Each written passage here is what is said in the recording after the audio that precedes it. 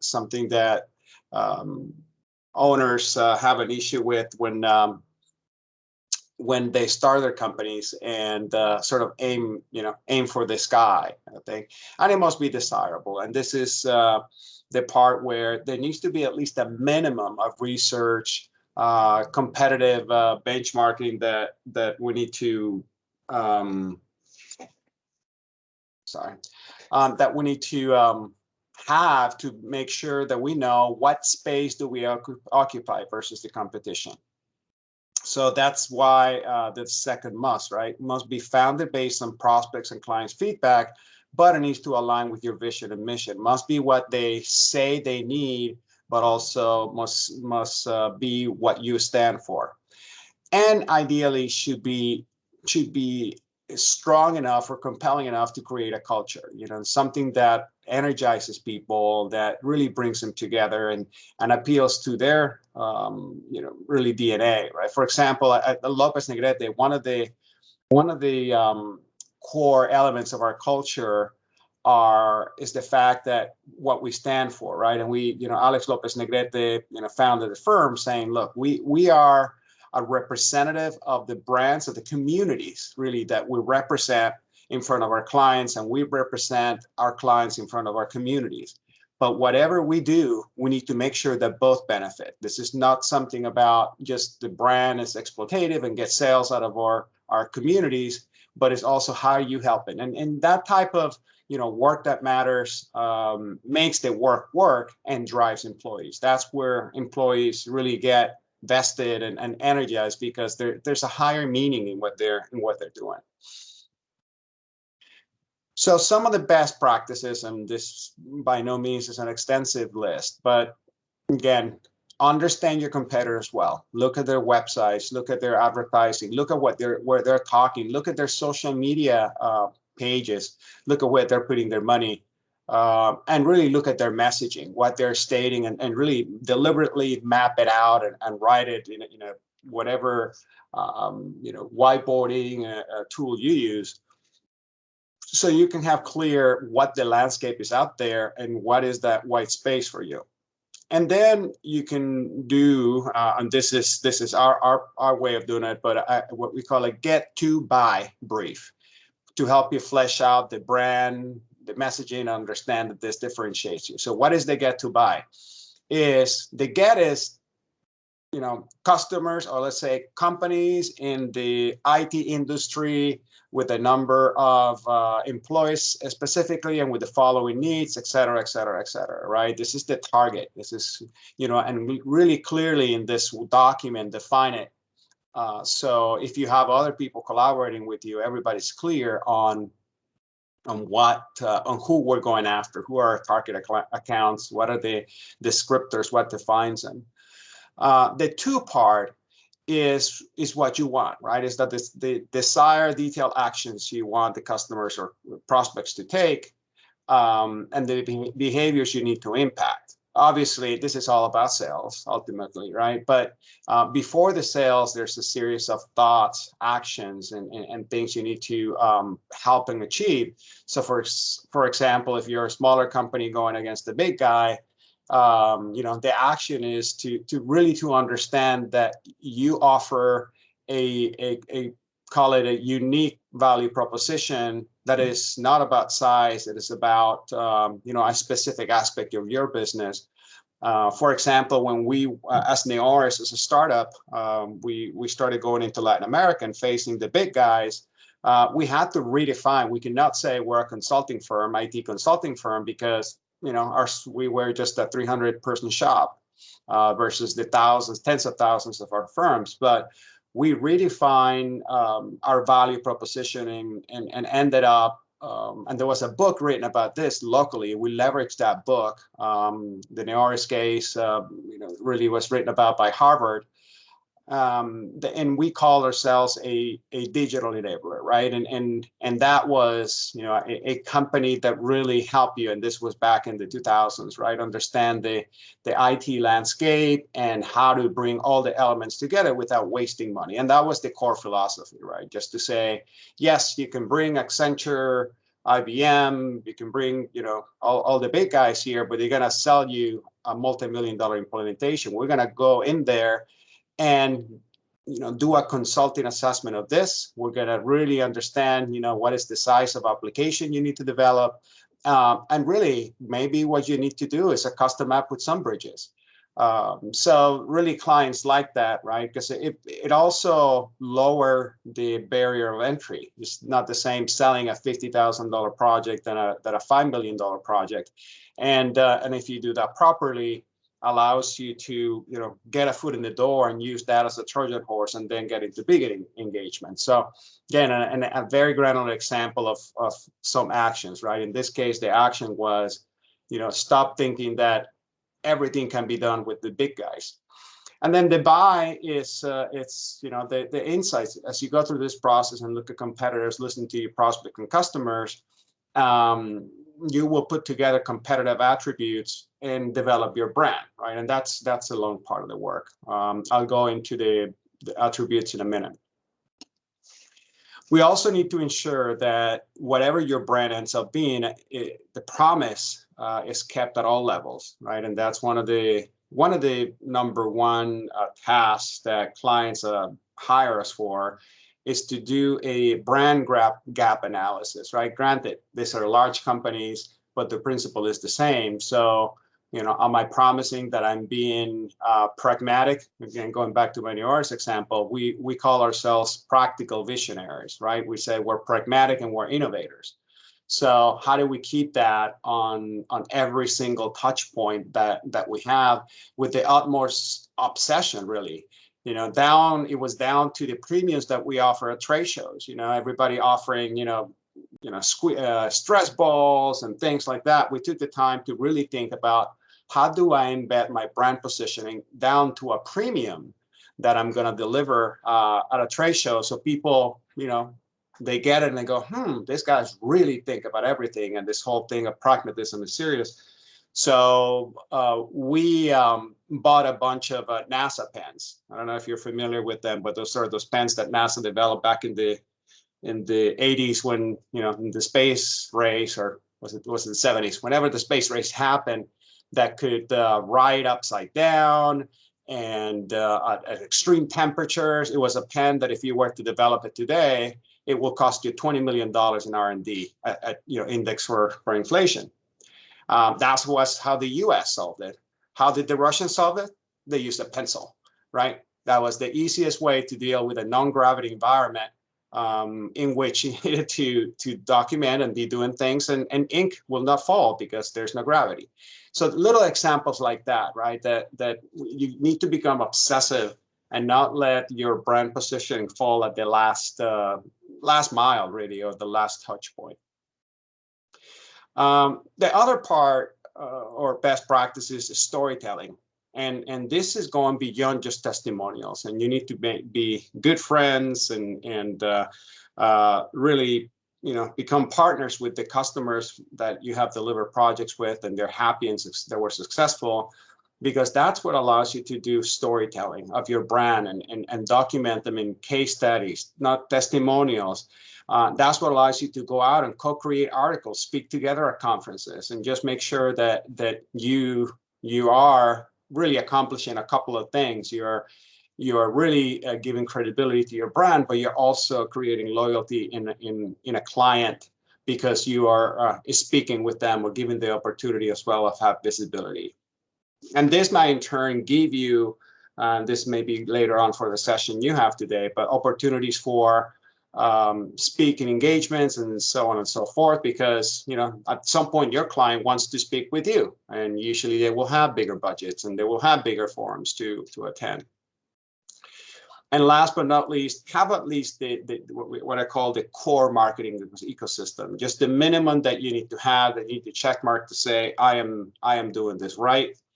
And being super pragmatic, these are the elements that at least you must have. Your capability and credentials deck, which is the intro to your company. Again, needs to follow all the rules we just talked about before in branding, and needs to be customized for each prospect presentation. A mistake that a lot of companies make is, your capabilities presentation is always the same. And it's really, and that comes through, when you present something that is canned, the client realizes, right? And so usually when we present to our clients, there's, an element that, the vitals, as we call it, those are never going to change. The number of employees, number of clients, etc. But the rest is really customized. So if I talk about our philosophy, it is how philosophy applies to their business, their industry, and so on and so forth. I think you get the point. Then capability statements and solution sheets, and those are also going to vary. You're going to need probably generic ones of multiple lengths. So we have, in our case, we have agency consultants that call upon us to include us in RFPs. They have a specific template. We have the capability statement that coincidentally we just sent to the NMSDC as a 4-page one, because there needs to be a lot more detail and NACIS codes and so on. But have different versions that you have the flexibility, and they're all, if you look at them together, they all breathe the same and have the same information, but it's just the level of detail that goes in it. Case studies as well, consistent template and length, and a website. And the website, especially in this day and age, is a must, right? And it needs to be done with responsive design, meaning that it's viewable in a mobile cell phone. That's how most people have the chance to look at websites, believe it or not, even at the corporate level. And make sure that your website uses color palettes and design that is not resembling your competitors. Go out and look at your competitors, capture those screens of the websites, put them all on a wall, or however you can do visibility and do the exercise, and then look at colors, which, okay, I can tell you that something that defines the IT industry is everybody's blue, right?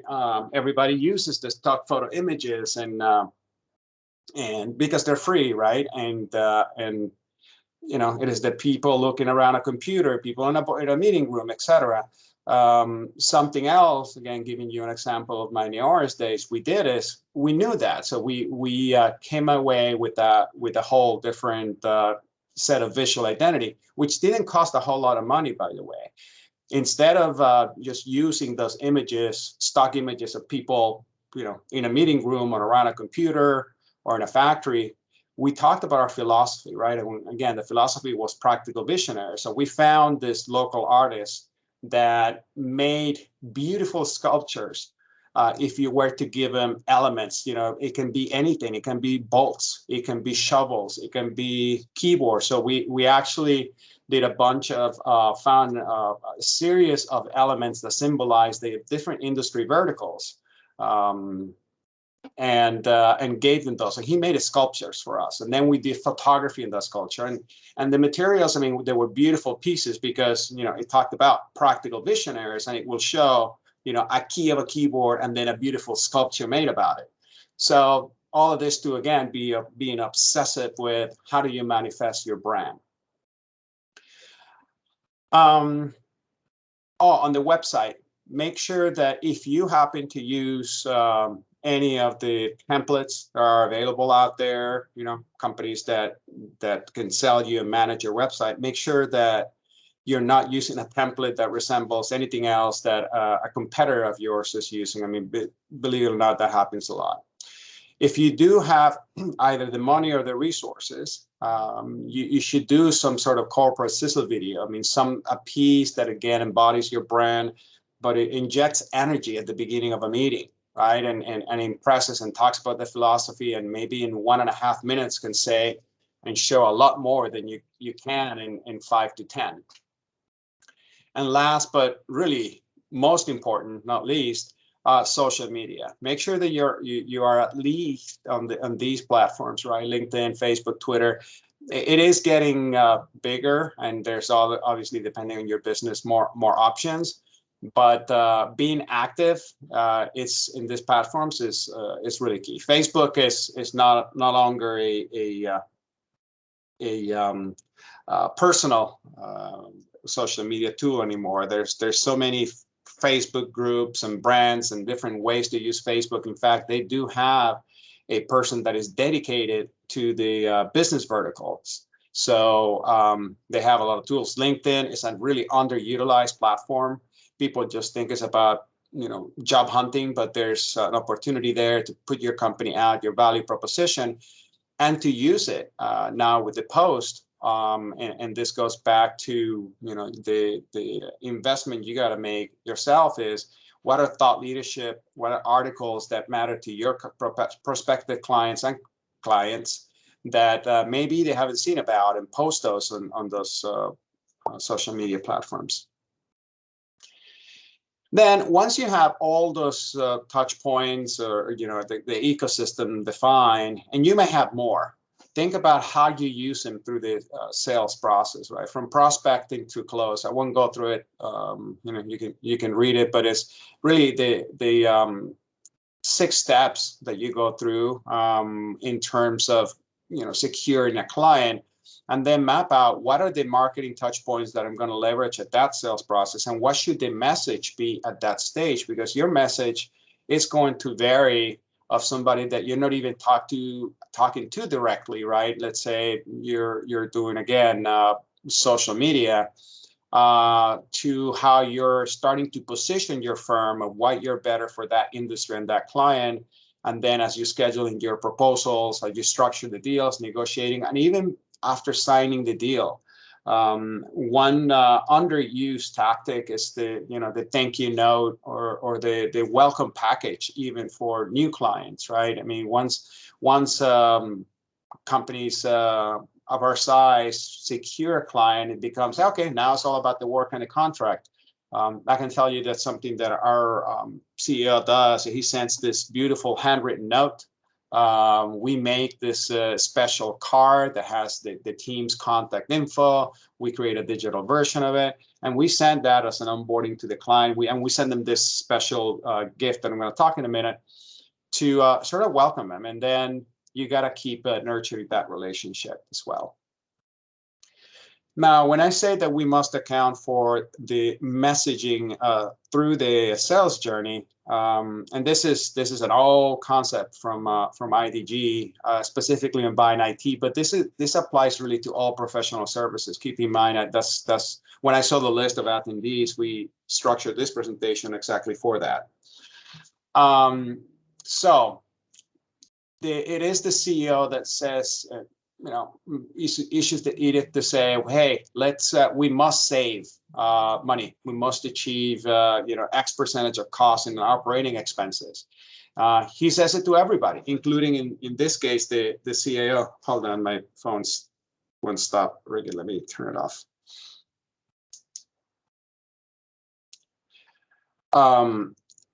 He says to his entire troop, he issues that mandate.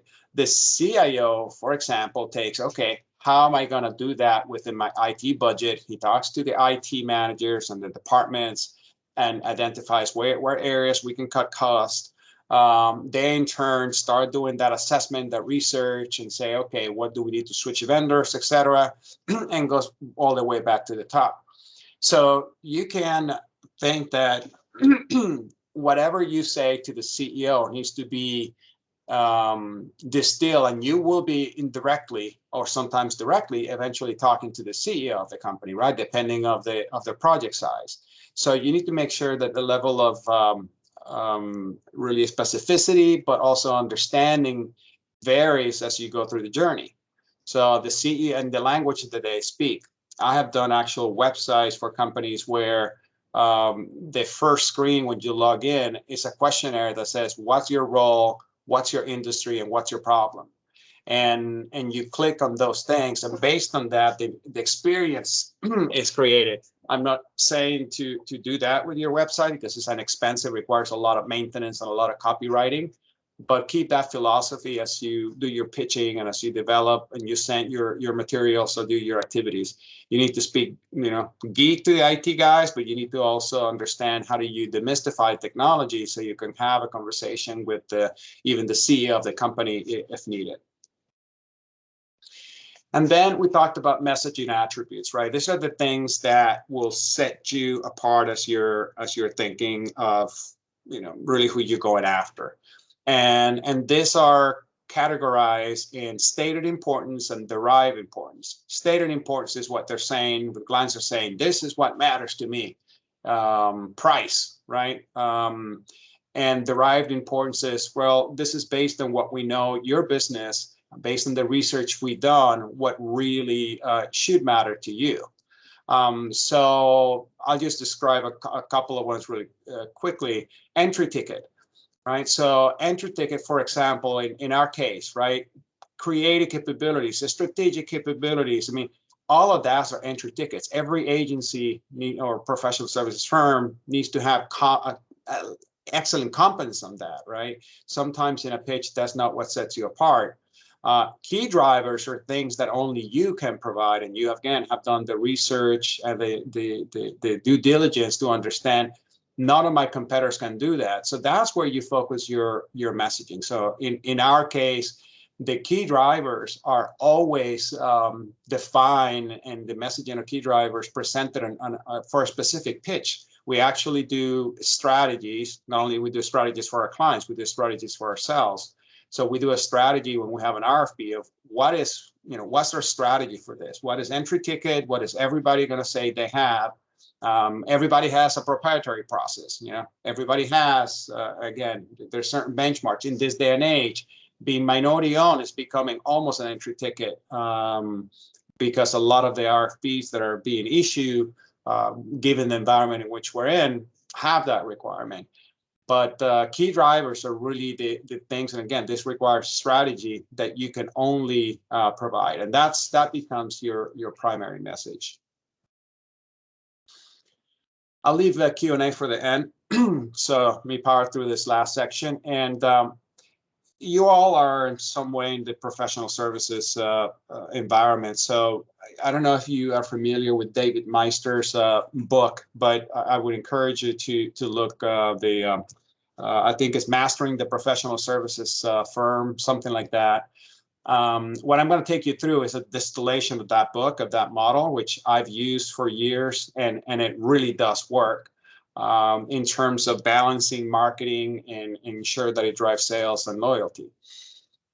So the way that David Meister looked at it is he put marketing initiatives, and the rule is 10% of anticipated revenues, right? So if you're planning to get $100,000 of revenue in a client, you can invest all in no more than 10,000, right? And that includes time of staff, right? So that can be out-of-pocket costs, but that can also be all agency time that you quantify in hours. And the categories are this: broadcasting, courting, super pleasing, nurturing, listening. So let me go through all of that. So broadcasting, this is the brand awareness part of it. And the goal is to attract and acquire target clients with broadcasting and courting. Then with the other two, it is to get new business from current clients. So you see that there's two types of marketing going on. So what is broadcasting is everything that is lead generation. Audience is a group of people, and you have some examples here, right? General advertising or digital advertising, events, newspaper articles, external newsletters, social media, speaking engagements. Courting is when you start getting specific about your message, and when you really think about the activities that are related to your sales process. And this may be surveys, this may be intelligence reports, this may be seminars focused on a topic that you know are a pain point for your client, web seminars, this may be field trips. Super pleasing means delighting clients with work. This is after they become a client, and it is how do you complement service and deliver quality, because that needs to be a standard. That's the best way to super please a client, right? Delivering great work, but going above and beyond. So, client satisfaction surveys, sharing some best practices, and showing them, hey, here's what your competitors are doing competitive analysis, and for the same scope, to the extent that is doable to you. And then nurturing means how do you build that relationship and can you provide additional value? So again, this goes into tactics that may cost you just time of staff, thought leadership, again, client workshops, contests of interest, field trips to specific either type of competitors, etc., tailor-made surveys, and unique corporate gifts. I was talking about what Alex does when a client comes on board, and he has, and obviously again this aligns to our brand, right? He has a company that he has contracted in Mexico that does talaveras, this beautiful Mexican pottery. I mean, it's really art. That every piece that is done is unique and it's one of a kind piece. And when you become a client, you get that little welcome gift. When you get your birthday, you get the other part of that whatchamacallit, that set, right? So you may get, a beautiful mug that you can use for coffee. Again, it's a piece of art. Then you get the plate with it. Then you get, so by customers over the years, and we have some clients like Bank of America that have been with us for 30 years now, they literally have an entire set, and it's become a game, and the clients look forward to it. The client's like, okay, what is it going to be? Is it going to be the mug? Is it going to be a salad bowl? And, they literally send us pictures of how they live within their homes with a lot of pride. Again, just an example of, and he did that because he is supporting a local talavera company down in Mexico that otherwise wouldn't do this business.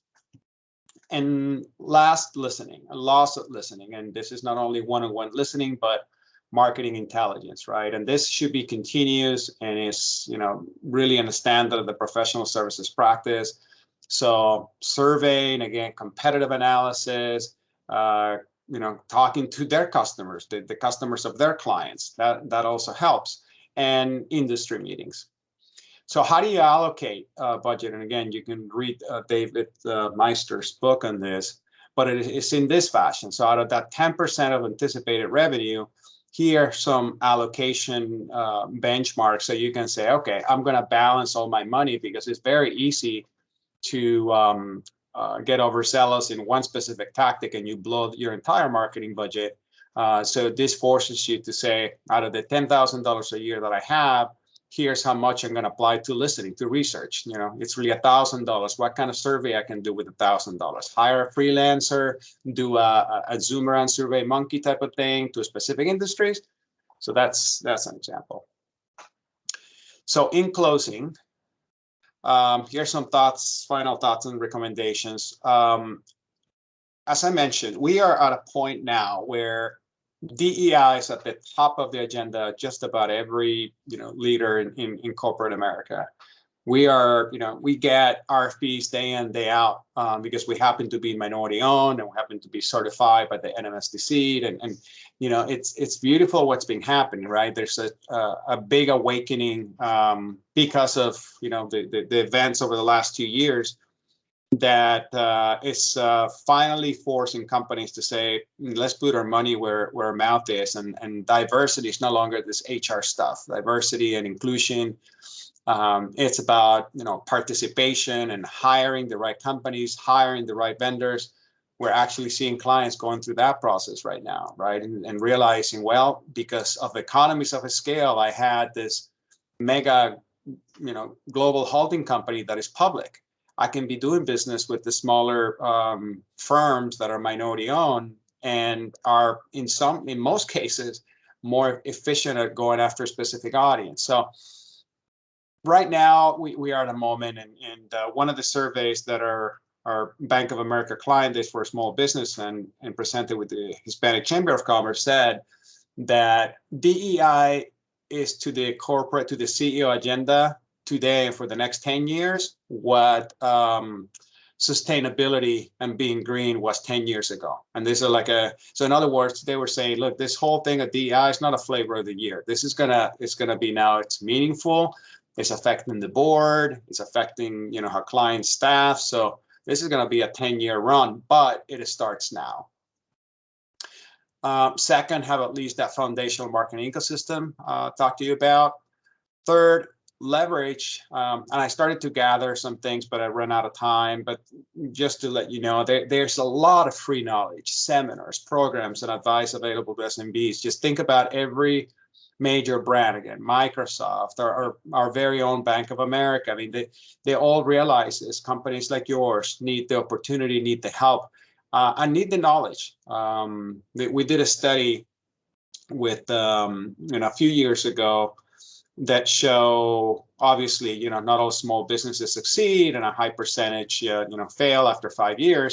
But why do they fail, or why do they get stagnant at the $1 million revenue stage? And it had to do with knowledge, it had to do with access to capital, and it had to do with technology. So the knowledge part of it, it's important, right? And again, LinkedIn has amazing training that they're doing for free.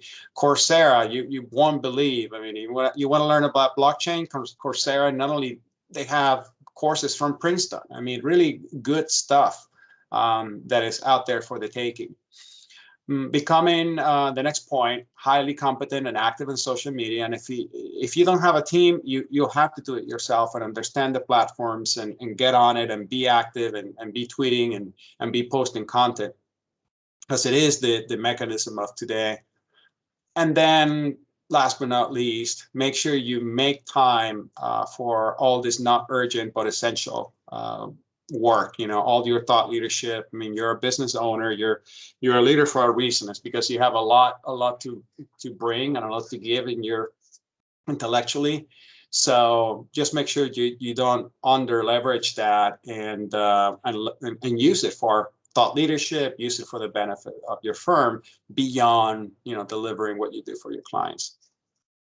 So that's what I have. I can open it for a few questions.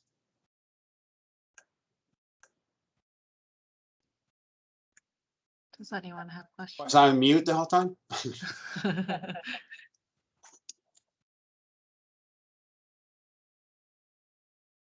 Hey, Julio, this is Jeff. I've got a quick question. So we've got a marketing group that we engage and have, I think we do a good job on some of the LinkedIn blurbs, the real short and sweet, and they do some Facebook posting with similar blogs. Where we struggle with them, we're a technology company, is on more of the write-ups, more of a blog. And the fact that we're more service-oriented than product-oriented, they're really struggling, and we're consultative in nature. So we're coming at it a little bit higher level, not as tactical. So we're really struggling there with this disconnect of trying to articulate expertise and strategy with, hey, here are the top 5 things you need to go do. And that's really the gimmicky piece we don't really like. It's not really our messaging. Yeah. So I'm wondering if there's, if you have any guidance there on, have you ever used, freelance writers, or is there other maybe resources that we could tap that might help us? We don't mind the editing, but when I read a thing and 4 sentences in, I'm throwing the whole paper away. It's just this kind of back and forth. It's just an exhausting exercise. And this is the second firm that we've worked with, and we've come to the same struggle. So I don't know if it's us or if it's just part of the game. You just got to find your right partner. No, it is about finding the right partner or resource. So, just to put it as an example back, and this goes beyond my ARS days, I was part, because of my background, of a virtual agency, a group created within the Bates team called DWP Bates Technology. And that was that type of agency, right, for those types of clients. We had Global Crossing, we had MCI. I mean, back in the day, I'm dating myself, but it was that not everybody can understand technology. I mean, it's going to fly, over their heads to a standard writing that is just writing brochures for a retail or a restaurant and all that. So you do need to have a specialized resource, and either a creative director or a writer that loves, breathes, understands this technology, and is able to sell it with you. I mean, it's almost like they really need to be competent at it. So that, in this day and age, though, is going to take you to freelancers, maybe for the writing, and there's a lot of good folks out there. US based, you go on Fiverr and you'll find copywriters that are based in the US that can cost you a fraction of what it will cost you. And they know. And then the beautiful thing is that, one, you see the portfolio because they have to show you the work, the other papers they've done. And 2, you don't pay until it's right, because that's simply how the model works, right? And it's until you're satisfied, whatever. Writing a white paper for $100, and I don't know what the price is, but if it can be there, you won't be surprised. The other option, again, if you do have the time, at least maybe to write something raw, and I'm testing it myself. There's a new tool called Jarvis, as you hear it, as the Iron Man little AI tool, that is fascinating in terms of copywriting. It gives you, you just provide some certain plugs and all that, and it writes. Literally, it's a machine writing stuff. And the beautiful thing is that it writes, and at the same time it's writing, it's scouring the internet to make sure that you don't infringe anything, any copyright, anything like that. Something fun to try. But yeah, it's really about finding the right resource. Sure. If you're whoever is writing this, they need to be able to understand. Why did I went through almost a year of blockchain training and all of that? Being an advertising agency, we don't have clients, is because I'm anticipating that our clients and new prospective clients will come and want to talk and understand what blockchain means to your business and all that. I see my client, Bank of America, having 4,000 patents on blockchain technology. So I'm saying, well, we may have to get trained on that if we want to be competent to really understand, what a consensus algorithm is and all of those things. It may not distill down to the client in our case, because we're not selling that, but at least makes the job of our clients easy because they don't have to explain it. Yeah, okay. No, that makes sense.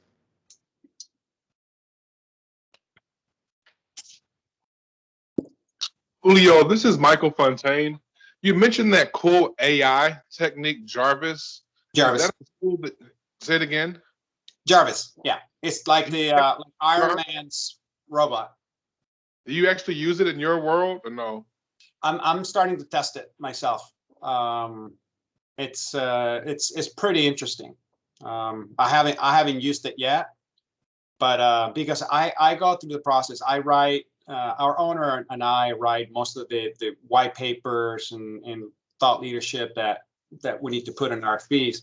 So, and it is time consuming, and sometimes I may have the core nuggets of what I want to talk about, but the fleshing out takes time. So that's why I'm trying it, right? To say, okay, here are my nuggets, and how can you complement the writing? It's a software as a service type of model.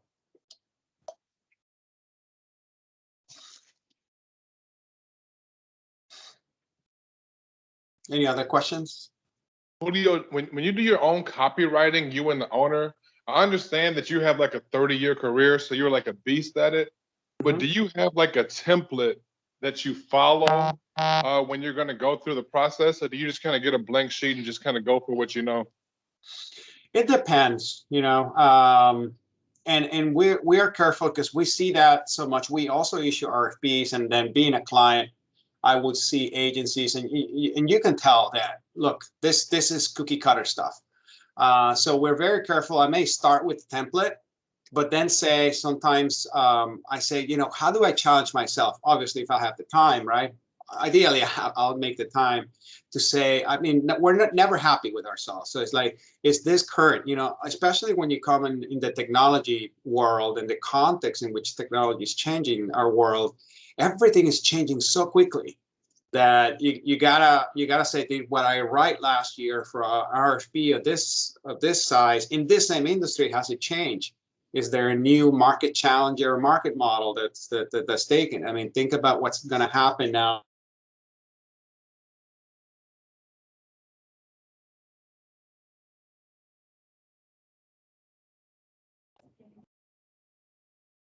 Julio, I think you froze.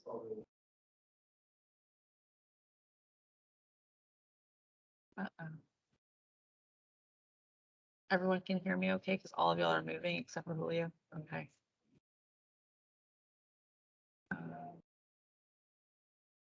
Julio.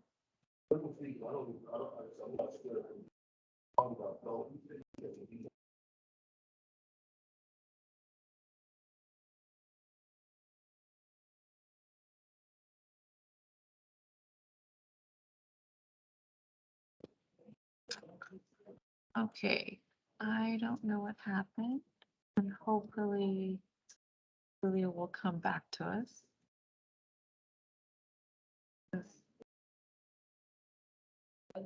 Okay. Let's see what happens. Hopefully he'll log back in. Just had a little bit of a internet tech issue.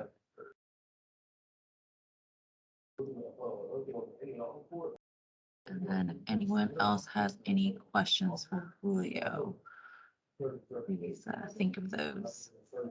Because he is quite a wealth of knowledge, and I know that he has been feeling a tad. Oh, there you are. Hello, sorry, AT&T did a thing on me. So I was answering, I think Michael's question. Was that good enough, Michael? Julio, on my connection, you cut off. So if you wouldn't mind repeating the second half of what you were saying, that would be very helpful. Sure. It was about starting with a template, but make sure you customize to account for nuances of your client, and then also, any changes in the industry that may have happened. Things are moving so fast. What you wrote last year for an RFP for that type of client, it may be very different. You might date yourself without realizing it. That's helpful. Thank you very much, Julio. You're welcome, sir. Do you have any other questions? Yeah, quick question on the David Maister book. There's several. Is it managing the professional service for a firm? Or Yes. Yes. Yeah, I think that's. Yeah, let me see. Hold on. Just yeah, it's managing. I think I had it. It's managing the professional services firm. There's another one that is interesting, which is called Mastering the Complex Sale. It's called by Jeff Dahl. It's a really good one as well. Yeah. What do you think? The other day, somebody recommended the SPIN method also for long complex sales. I don't know if you heard about it. The SPIN? Method. No, not familiar with it. Okay. Yeah, because I'm in construction and I sell to a lot of, like, say, government agencies or large general contractors and stuff. So, a lot of times, like I listen to all these things, and but typically we go through RFPs. It's like a whole protracted process, and I've seen it where it takes me 2 and 3 years to develop a customer, and it does materialize. It just takes me that long, and sometimes I don't think if I'm slow or if the process takes that long, or what's your thoughts as far as the life cycle for complex government agencies, corporate customers? Yeah, government is a whole different animal. These books that I'm writing and this thoughts that I'm giving, maybe 50% of what I gave you apply to government. Okay. Yeah, they are take loss. We back in the RS, we had verticals. We have 5: CPG, financial services, oil and gas, oil and gas. I'm forgetting one, and government. And a project in the manufacturing will close in about 3 months. Sometimes as quick as 3 months if it was a small engagement, maybe 6 if it was a longer one. A government will take 2 years. It's granted, but the size was much bigger. Now, when it comes to government, you just have to, if you're not going to do it yourself, then there are consultants out there that help you with the process, right? For example, at a national level, if you get into the GSA listing, as a minority-owned vendor, there are tremendous opportunities, but the paperwork and the amount of training that you need to do to get there, to know how to, really fill out your SAM.gov application, and it's worth investing on somebody to help you with it. And there are consultants that specialize in that. Yeah, actually, I'm kind of, I want to say backwards, but I've been doing mostly government work for the better part of 18 years. So actually, the issue I have is when I encounter a corporate or private customer, the speed, I'm not used to it, Yeah, because the private customers, yeah, we're right. That's the other thing. Usually is, if we hire you, we want you to do it, can you finish it tomorrow? Mm-hmm. So Thank you. Thank you. Any other questions for Julio while he's here? Any questions? Going once, going twice. All right. Well, Julio, I appreciate your time because I know that you were a little under the weather and so forth. If anyone has any follow-up questions, do you mind if they reach out to you? no, absolutely. We're here Okay. to serve. That's All right. part of our brand promise. Okay. Well, thank you for that. I will make sure that I will leave Julio's contact information in the email, the follow-up email, so that if you have additional questions that you think of later, or that you just want to ask him directly, we can reach out to Julio. So Julio, again, thank you so much for your time and expertise and information this morning. And I hope you feel better. Thank you. All right. Nice talking to everybody. Thank you. All right, guys. So on our agenda, we are a little early. Brian is on the line. I don't know what his, and hopefully he can let me know, because what we'll do is let me ask and see, hopefully he may be listening, because if he's available now, maybe we'll start early. If he is not available yet, what we can do is we can break until I can find my agenda, until about 9:50. That gives you about 18 minutes. And since he's still, oh, there he goes. Hey, Brian, Hello. are you free early, or would you like to wait until your time?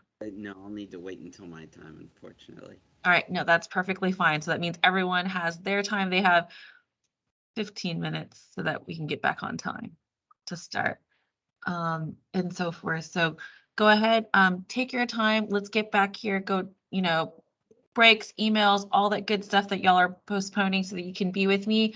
And then we'll get back here at 10:50. Well, how about 10:48 just to make sure? And then those of you that, or maybe let's do 5 minutes. Let's 10:48 so that if the Brian didn't catch any introductions, he can go over it. Y'all can kind of introduce yourselves so that he can know who all was in here, since Brian was here early and probably potentially heard everyone. So we'll go aim. So we'll aim for 9:48. Apologies, guys. All right, so we'll be back then.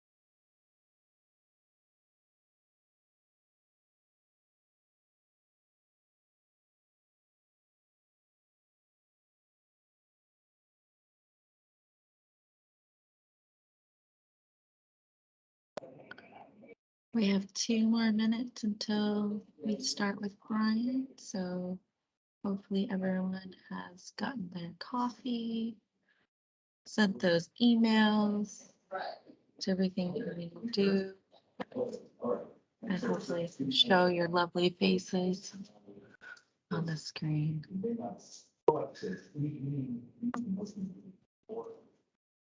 Brian, are you okay with me reading your bio to everyone once I let the last few people that you may not have gotten introductions from to do their introductions? Can you make it sound more exciting? Of course, I can be theatrical and use vocal acrobatics and try We to could use also my. put in sound effects like I was like, only if I turn off my camera will I provide sound effects. Okay. I was like, I know you probably saw most of the introduction, so I think there's just a couple of people on here that did introduce. So since I already have Roger here, if you don't mind introducing yourself, Roger, so that Brian knows a little bit about you and your company. Yes, absolutely. No problem. And I apologize. I ran a little bit late early, so I don't know how things, kicked off. But my name is Roger Pombril. I'm with Emerald Standard Services Electrical Contractors and Engineers. We're a full service commercial electrical contractor focused on transportation, mainly airports, rail, metro, the good old buses, right? And as well as higher education and in healthcare. We do also work at several of the hospital systems here around in Houston, Texas. We're mainly focused also in Southeast Texas, greater Houston area, and so forth. Although we do also some military work and some high security prison work. Actually, some of that work picking up again, and we're always happy to serve those customers, which are all typically institutional public agencies and focus on larger infrastructure. Thank you. And thank you, Roger. Dr. Alexia, are you on? Are you available to give an intro? Maybe. Okay. We'll try back again. Stephanie, are you there? Good morning. Can you hear me? Yes, ma'am. Yes. Good morning. My name is Stephanie Johnson. I'm the CEO and founder of Simmons Johnson Consulting. We are a management consulting firm focusing on federal and state contracting. We are also a state of Texas licensed CPA firm. And currently, I have to let you know, I am in Alaska at a National 8A conference. Since we're 3 hours behind you guys, I can do this and then get up and go to breakfast and go to my training for the rest of the day and the night. You are a trooper. I was like, the last years ago, I've you been are a doing this trooper. all week. Oh my goodness. so nobody spoil any TV Yeah, shows I've been getting up because at I've been getting up at 5 doing this since yesterday. So I'll do it for the rest of the week. So Oh, yeah, it kind of works out good because I'm 3 hours behind, so I can do everything in the morning. yeah, you are a beast. I was just like, I was there one time in Alaska years ago and I had a emergency call. It wasn't from one of my staff and I was really upset because once she woke me up at 6 in the morning, I was not able to go back to bed because there was no more darkness, obviously at 6 a.m. So I appreciate your dedication. No problem. I'm glad. And if Julio's still on, his presentation was awesome. And Brian, I look forward to listening to yours as well. Let's see. Dr. Alexia, are you back on? If you are, so we can do a quick introduction. I'm gonna, Yes, I'm back. I don't know what I missed. just a quick introduction of yourself because I know Brian was on for some of the earlier ones and everything. So I'm just trying to catch those of you that didn't get to say introduce your company and yourselves. Okay, I am Dr. Alexia McClurkin. I'm a chiropractor and registered nurse here in Houston. And my practice is over by NRG. We focus on we have med spa as well as chiropractic side, so we do holistic wellness as well as IV hydration and things of that sort. All right, thank you, ma'am. All right, So I'm gonna speed read through this and try to do Brian justice and vocal acrobats of sorts. Okay, so we have Brian I. Block. He serves as Legacy Community Health Services Director of Interactive Media, where he oversees social media, website, and other digital activities for the large and diverse group of community-focused clinics across Houston, Beaumont, Deer Park, and Baytown. Previously, Brian was a social media strategist at one of Houston's top PR firms, Pure Pont Communications. There he worked with a wide range of industries, including energy, finance, mobile technology, healthcare, nonprofit, and automotive. Brian has been a member of Houston's digital community since the mid-2000s. Much of the social media engagement we see today locally has its roots in organizations and educational events, which he and many others maintain. He and his peers still believe today that driving better online engagement for everyone is a core principle for developing and achieving business, communication, and civic engagement objectives. Brian has a passion for helping communities utilize new communication methods to meet their goals. He has presented at numerous conferences, including South by Southwest Interactive, and served as a guest lecturer at the University of Houston and the U of H School Small Business Development Center. He's also a frequent speaker at business organizations of varying levels to discuss social media applications in business. So thank you, Brian. He came in as a last minute clutch speaker, and I love that he comes from the nonprofit world because that is my first love. So everyone, please give Brian a warm welcome, and I'm super excited about the wealth of information he's going to provide today. Thanks for having me. I never read the introduction out loud myself, so I forgot how long it was. So that's all the time we have. Thank you all very much. So thank you all for having me and getting up super early over there in Alaska. Social media is definitely something that I absolutely love, though it's not the only thing I focused on. When I started as an intern at a PR agency over 15 years ago, they weren't doing anything with social media. They weren't doing anything with blogging or video. I saw an area where I could build up my own services as well as bring this PR firm into the next century. So that was a lot of fun, and it was a lot of discovery during this time as everybody was sort of muddling through it and trying things out, testing new things, and that's really what the heart of a lot of social media is for businesses of any size, is experimenting and trying new things out. What's nice about being a small business is that you have a lot of flexibility that larger organizations may not. The larger the organization, the more red tape there is, the more bureaucracy there may have to be that you have to go through to get approvals for things. And that's not the way it is all the time, but then there's a legal department, things like that. So I love talking to people from different backgrounds, from different businesses, to see how I'm able to help them. By the end of this discussion, you will definitely feel more confident in engaging on social media, either yourself or talking to a vendor that you might hire or a freelancer. Because often the biggest challenge that I see a lot of people have is they're not sure what to do. They're not sure what to ask of others, and they're not sure what the expectations are. It's like how I feel when I go into any number of other businesses looking for services. I don't know what's good, and I don't know what's reasonable to expect. And I don't know what I should be paying attention to. So by the end of this, you'll have a better idea of how to bring social media into your marketing and media relations strategy.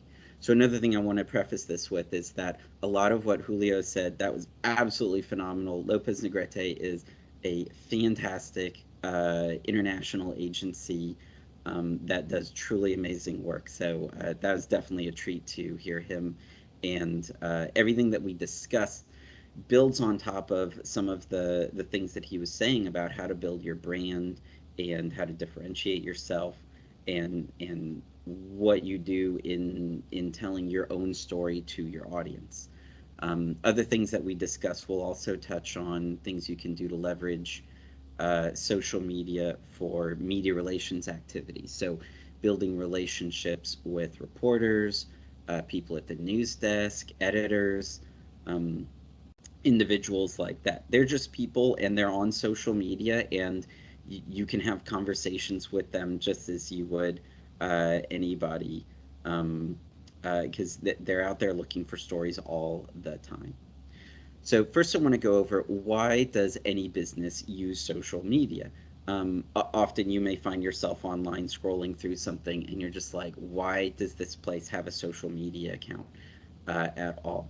Generally, it's to support your other goals. So the goal of social media is not to get as many followers or impressions or views as you want. Those are all things that support your actual goals of, you have financial goals, you have operational goals, and you have communications goals.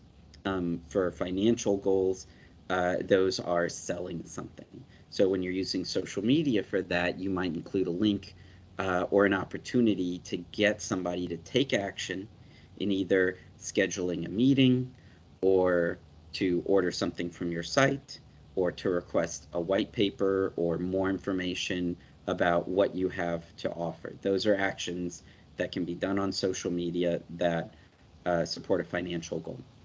For an operational goal, those are things you use social media for to help run your business. So customer service is a huge component of that, and we'll get a little more into that in a few minutes. But you can also use it to help people stay on top of the industry that you're a part of, or to become better familiar with your services or how to use a product that you've sold them. I can't tell you how many times I'll purchase something and then I realize I don't know all that I could be getting out of this device or this service. And if I follow that company on social media, they'll continue to show me tips that I can use. Even though they sent me the manual is not as interesting as anything else. And then the communications goal. So with your marketing or with the media relations activities, which is the process of getting your name in the paper or on TV, or getting in good with someone, with an influencer online, so that they can help spread your information and your expertise. This is something that we did a lot when I was back at the public relations agency. What we would do is we would tell people, usually we would send press releases to reporters and editors and call them up and pitch them and all of these things. But with social media, as we started seeing all of those people get online more, we realized that we could connect with them and have conversations about things that were important until it was time for them to need us for a story, or until it was time for us to pitch to them to say, we have an interesting story that we think you would like to cover. One of the ways in which that happens is, for instance, we had Verizon Wireless as a client, and so we would maintain communications on Twitter with other tech reporters to talk to them about features or other things going on in the industry. And they would always know where to go because we were always top of mind for them whenever they had questions about the quality of service, or if a hurricane was coming, what was Verizon going to be doing. We also represented a solar energy company for businesses and homes. And we were telling this person to communicate and stay in touch with the top reporters at the New York Times and Wall Street Journal, with their top energy reporters. Not only staying in touch with them on social media, but even going to their own blogs and news stories and commenting and letting people know what your expertise was. Because right now, if you have actual expertise in something, we need that kind of information online in the commenting threads on social media. Because if you spend 5 minutes on any social media, you'll see in the comments thread that it's usually pretty bleak. The conversations are not very high level or intelligent half the time. It's usually people saying, I've done my research, and then just posting whatever they'd like to share. But because you are somebody who actually lives and works and breathes everything in your industry, you not only have the research, you have the practical applications, you have the insider knowledge, you have the information that other people need. So that is incredibly valuable, and being able to put it out there is really great. So with your communications goals, you can connect with the media. You can also use social media to connect with popular organizations. We had a law firm who got a lot of business by presenting to organizations. So we made their presentations and any media that they secured, like if they were to get an interview on TV or on someone's video or podcast, that was something you could repurpose to share with an organization to show, wow, this person would be a phenomenal presenter. You should have them come speak at your next monthly meeting. And then the other thing you would want to do with your communications goals is to connect to influencers and the influential. And those are two different things. When you hear about a social media influencer, that's often somebody with a very big following. So for instance, let's say I only had 100 people following me on Instagram, but there was an influencer who had 10,000 people. Well, if I can do something with that person and they share my message or they have me on their channel, then I now get the benefit of that larger audience. And so that's great because I didn't have to do as much work to gain that audience, and it'll help grow my account anyways. Now the people who are influential, they don't have to have a lot of followers. Those are people who are decision makers. There are people who are in the C-suite who use social media. There are people who are at decision-making levels who engage in social media on LinkedIn or other niche social networks that you can connect with and have conversations with. And it's part of that. I think it was Roger who was talking about how there's for him, there's a long process, but that's part of relationship building. So the point I'm trying to drive home with this little bit is that you can use social media for a variety of things, and it'll be up to you to figure out where it fits into whatever campaign you're trying to accomplish. Social media is not the magic bullet. It is not the catch-all for everything. And not even every social network is the best place to be. One of the things that I'm going to discuss now is how to find your audience, so that way you know which social network you need to get to. Not everybody needs to. One of the biggest questions that I got back when Twitter was mostly just celebrities and other PR and tech pros, I would have people in corporate companies saying, I'm not getting on Twitter. And then I threatened to make a fake Twitter account for them and say, I'm going to have you follow Justin Bieber and tell him you love all his songs and stuff. They got a kick out of that. But, I told them, no, you do not need to be on Twitter right now. Your audience does not hang out on Twitter. There are no discussions about your industry on Twitter. And over time, that has changed dramatically as professionals and people who go to conferences realize, wow, I can use Twitter to have others reshare what I'm doing or connect with people, especially if you're an introvert. I would go to conferences and while someone was speaking or in between other panels, you can tweet out and converse with other people who are there at a conference, and then say, oh, well, let's meet up afterwards. And then you'd be able to help solidify or cement that connection. Or if you're not even able to attend a conference, but you want to see what's going on and what are the big takeaways, Twitter is a great place to do that. So regardless of what the social network is, the thing to do is to go on that social network. You can always create an account and delete it if it's not a place you want to stay.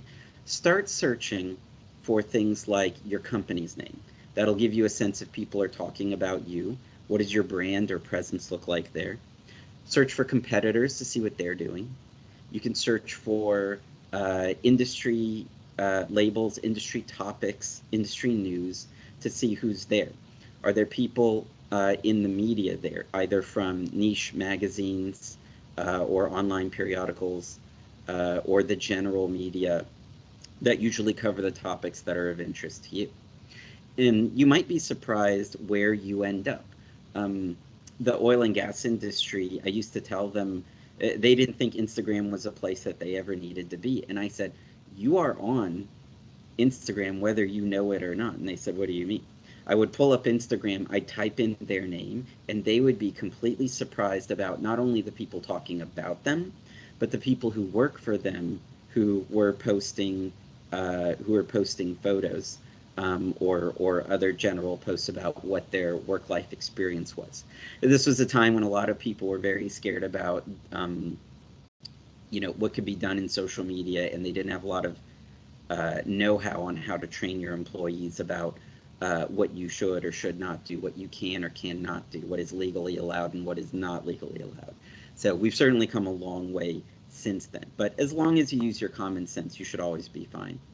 People used to tell me, people used to say, don't put anything on social media you wouldn't want your grandmother to see. But my grandmother was the first of my family in the generation older than me to be on social media.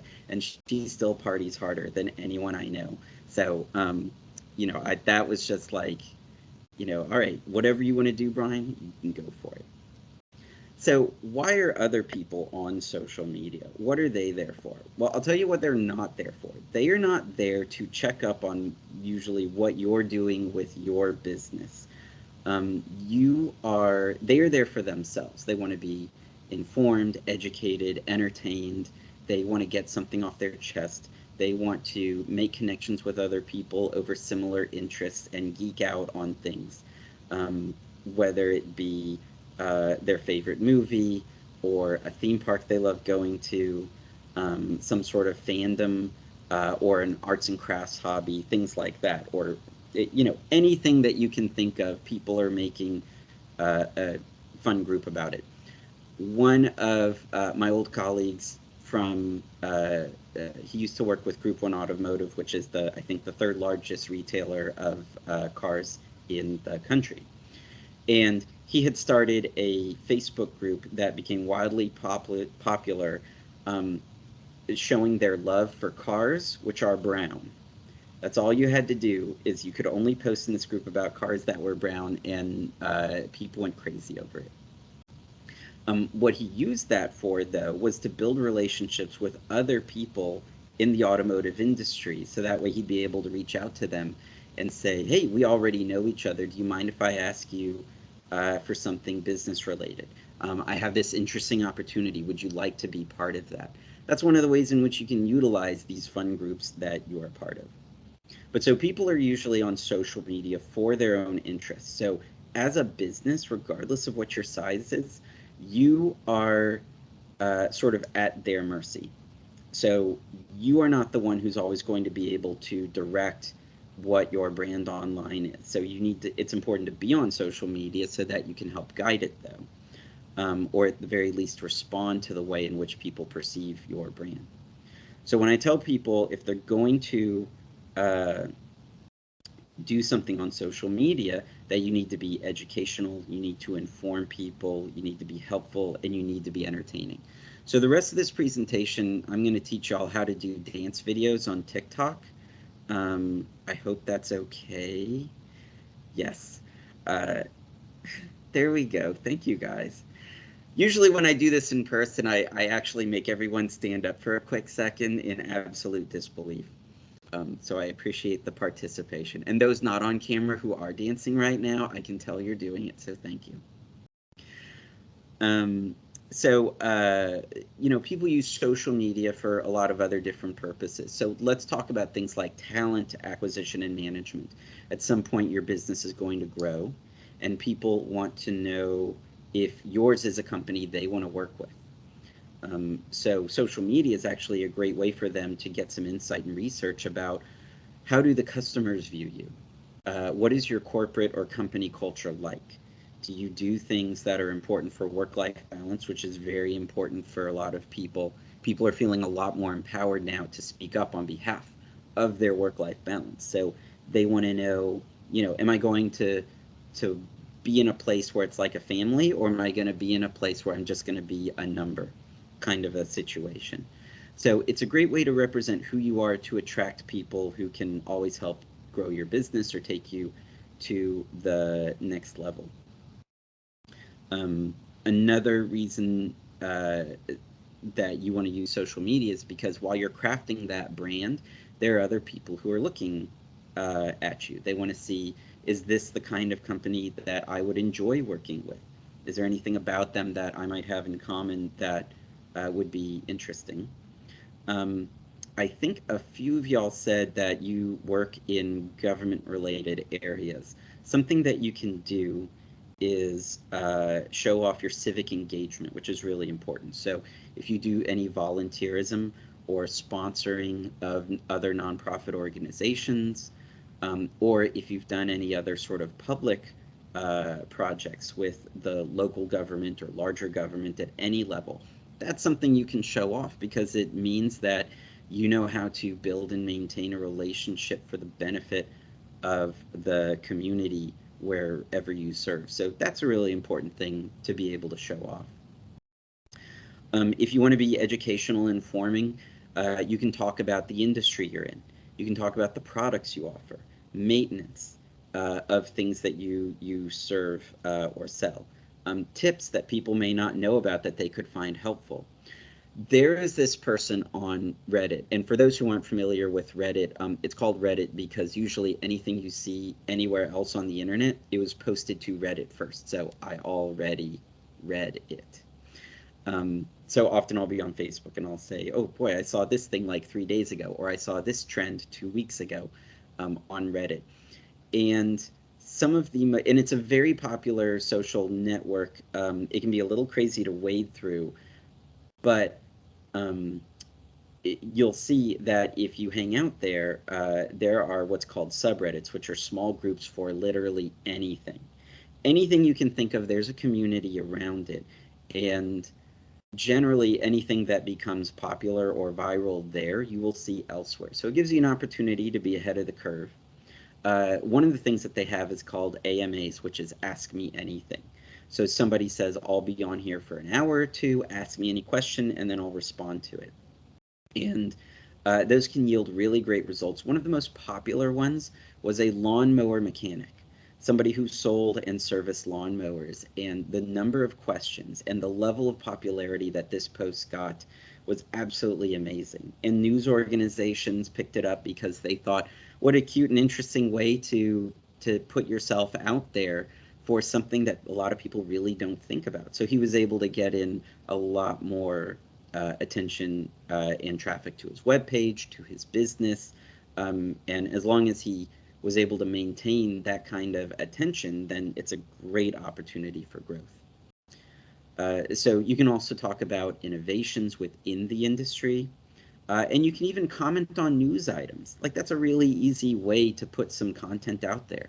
If there's something in the news that's interesting, share that article and give maybe just a paragraph or a few sentences, if not longer, about why you think it's important and what people need to know about it. You probably see that all the time, people giving updates on things. That could be you. Your opinion matters, and it's worthwhile to let people know what you think about it. You want to be helpful, so answer questions that people have. Ask people to give you questions. You know, if somebody were to stop you in the street and they knew what your business was, or at a networking lunch, or someone would call you up, they're going to ask you a question. This is just another venue in which that can happen. Customer service is a big one on social media. So when you search for how your brand or industry might come up on social media, you may find that people are either saying great things about you, or they have questions, or they may have some negative things to say about you. And the best practice is, unless someone's being rude or offensive, it's okay to respond to them. Let them know, I hear what you're saying, and I'd like to address this. Would you mind giving us a call? And I'd love to see how we can make this right for you. Sometimes they'll take you up on it, and then you're able to keep somebody as a customer. And sometimes they don't want to follow up and they just want to be upset. And it may not even have had anything to do with you, but if you show that you're responding to reviews and reaching out to people, anyone else who comes across that review, that shows that you're willing to correct the situation and that you do value a customer, and you want to keep them happy. You can talk about community initiatives that you're supporting. That's a great way to get positive engagement from people. They want to know if you're caring about the things that they care about as well. So often these could be things like a fun run you're participating in for a cause for, you know, some health condition, or some other social movement. And you'll have to be the judge of how much you put yourself out there for certain things. Earlier, Julio was talking about DEI, and that's incredibly important. It's something people want to know. You know, people have a lot to consider when they make choices about where they spend their money. And if you feel comfortable in sharing, you know, where you stand on certain issues, you can use that as a way to differentiate yourself from others, because other people will certainly be doing that, and you may be left out in the cold if you're not taking part of that as well. And then being entertaining. It's okay to bring some levity and humor to what you do. You know, if you probably go to an industry-wide conference, you'll see that they'll look at ways to make what they do entertaining and fun. They may bring some humor and do something silly. You can do that too. It lets people know you're having a good time enjoying what you do. Because do you want to work with somebody who doesn't like what they do, or do you want to work with somebody who does like what they do? Jane, I forgot how I'm doing on time, and I could talk for hours and hours. So you may need to do like a big waving down thing for me as I get close to time. You have plenty. You're still good. Oh, good. Excellent. So when it comes to being entertaining, you know, there's a lot of different ways you can do this, and some people are a little squeamish because they want to come off as only professional 100% of the time, or they're worried it may dilute their branding. So that's totally fine, and if it's something you don't want to worry about, that's okay. But one thing you could find is that maybe there's a, you know, at the very basic level, there could be a humorous article or something from one of those funny websites like The Onion that relates to your industry, but obviously it's satire. And it's okay to share that. Or maybe somebody else created a funny video. And we're not talking about cats doing cute things, unless you're a vet or you sell cat supplies, or a taxidermist. That got morbid. But you could find something that is funny to share. Sometimes there are customer situations that are humorous, and if you get that customer's permission, you could actually talk about it, or even do a little video about it, or share a photo that illustrates it and a story. And because the funny situation that one person found themselves in, other people may find themselves in that funny situation too. So you never know where it's going to land. I once had two different restaurant clients at the same time. One was an upscale, very fancy Italian restaurant that was really wonderful. Mazraf's. If you ever get to go there, it's awesome. And then the other restaurant was Jerry Built Homegrown Burgers, and they were absolutely fantastic and had a really great time. With Mazraf's, I was not allowed to do anything that was very funny because of the level of sophistication that that restaurant has. And you don't want to give, they didn't want to give the impression to any of their customers at the time that, you know, maybe there was something fishy with the food, no pun intended. Maybe a little pun intended. But, you know, they just wanted to show people their love of what they were doing and the work that went into it. And they featured the people who were working in the back. That was something that was always big with them. Pardon me. Jerry Built Homegrown Burgers, on the other hand, wanted to be known as a fun family place with all kinds of wacky personalities that everybody could go to and enjoy. So it was okay to do fun things every so often. There was a TV star from The Big Bang Theory who went to U of H. I can't think of his name right now. Um, oh, Jane, you looked like you were about to say the name. Jim something? Jim Parson. Yeah, Jim Parsons. So when he was in town, from the Jerry Built Homegrown Burgers account, I reached, I tagged him on the social media post and I said, we made a little song just for you in the style of a song that was sung to him throughout the series. And people went absolutely crazy for it. And we didn't know if it was going to get a lot of traction. We didn't know if it was going to get a lot of visibility. But it did, which was great because it was at a time where we were just starting out and wanted to get a lot more visibility so people would come and try out Jerry Built Homegrown Burgers. Unfortunately, they're not around anymore, but that happened after they stopped working with us. So I don't want to say we were the linchpin, but I can't deny it either. So let's see. So when it comes to being funny or entertaining, just use your own sense of what you think you can do. Look at competitors to see what they're doing. And you can check out their social media. They may be doing something that's a trend that you can also replicate. Nobody owns a trend on social media. It is out there for everybody and anyone to partake in. Now, when it comes to creating your own social media profile, so a lot of the things that Julio discussed is the stuff that will go into your social media profile. They're generally, if not always, free to create. They will, at bare minimum, include you putting in some information about your business, or you could create a profile just for yourself. So, for instance, on Facebook or LinkedIn or Twitter or Instagram, as with a number of other social networks, you can create a profile that's all about your business, and that's either called a page or a business account. Or you could create one for yourself.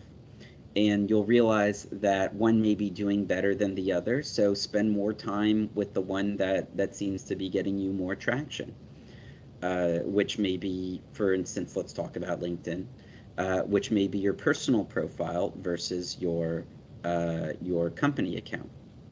The reason that's going to be is because people want to connect with you and they want to hear what you have to say. So it's definitely more likely that people will connect with your personal account versus your company account. When you get into a certain level, like if you are a large size business, then those numbers or that scale may shift. But for now, I would just start with focusing on your personal accounts, selling yourself. So that way people can see the person that you are, what your expertise is in, and the kinds of things that you're interested in. So you'll want to be able to put in some sort of bio about you and what you do, what sets you apart from others, why you like what you're doing, what people say or think about you and your business. Give people all the information they might need to make a decision, because people use social media to help in their research journey. For instance, you used to go and directly into a dealership and scour the cars and look over them and talk to the dealer and then maybe come back later and figure things out. But most of that research is really done ahead of time. By the time somebody gets to the grocery store or the dealership or any other business, by the time they walk through the doors, a lot of the research and questions that they have is almost already done, and they're coming in ready to purchase your service or your product. So you want to make sure that you can always give them that kind of information. So that's something that you would include in your profile whenever possible. Use a photo, something that looks as professional as possible. No vacation pics. Unless you're vacationing at a place where everyone's dressed professionally all the time, or whatever it is that you would usually wear. So if you're in a creative industry, you can be a little more fancy not fancy, but like, as you notice, Julio and I both have like checkered shirts on, so that seems to be something that all marketers like to wear, I guess. But if there's a particular uniform or a company shirt that you'd like to wear, just as long as it looks nice and clean, and you can even do something to make yourself stick out. On my profile on LinkedIn, I think I have like a pink background, which is not something you usually see, so it's going to stand out a little bit more. You can include like a banner on your page. You can add a little audio clip to introduce yourself. And so people can, hear what you sound like. As much as you can give people, it's going to help put them at ease when they come to you and want to engage with you more.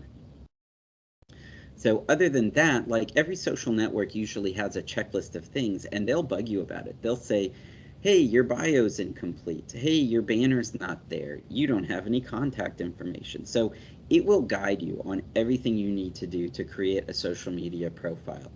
But even if you don't have everything that you want in there, just start it.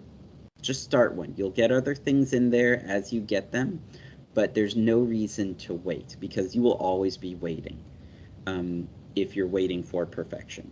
So you just need to press the play button, pull the trigger, and get on it. Now let's talk about the actual posting.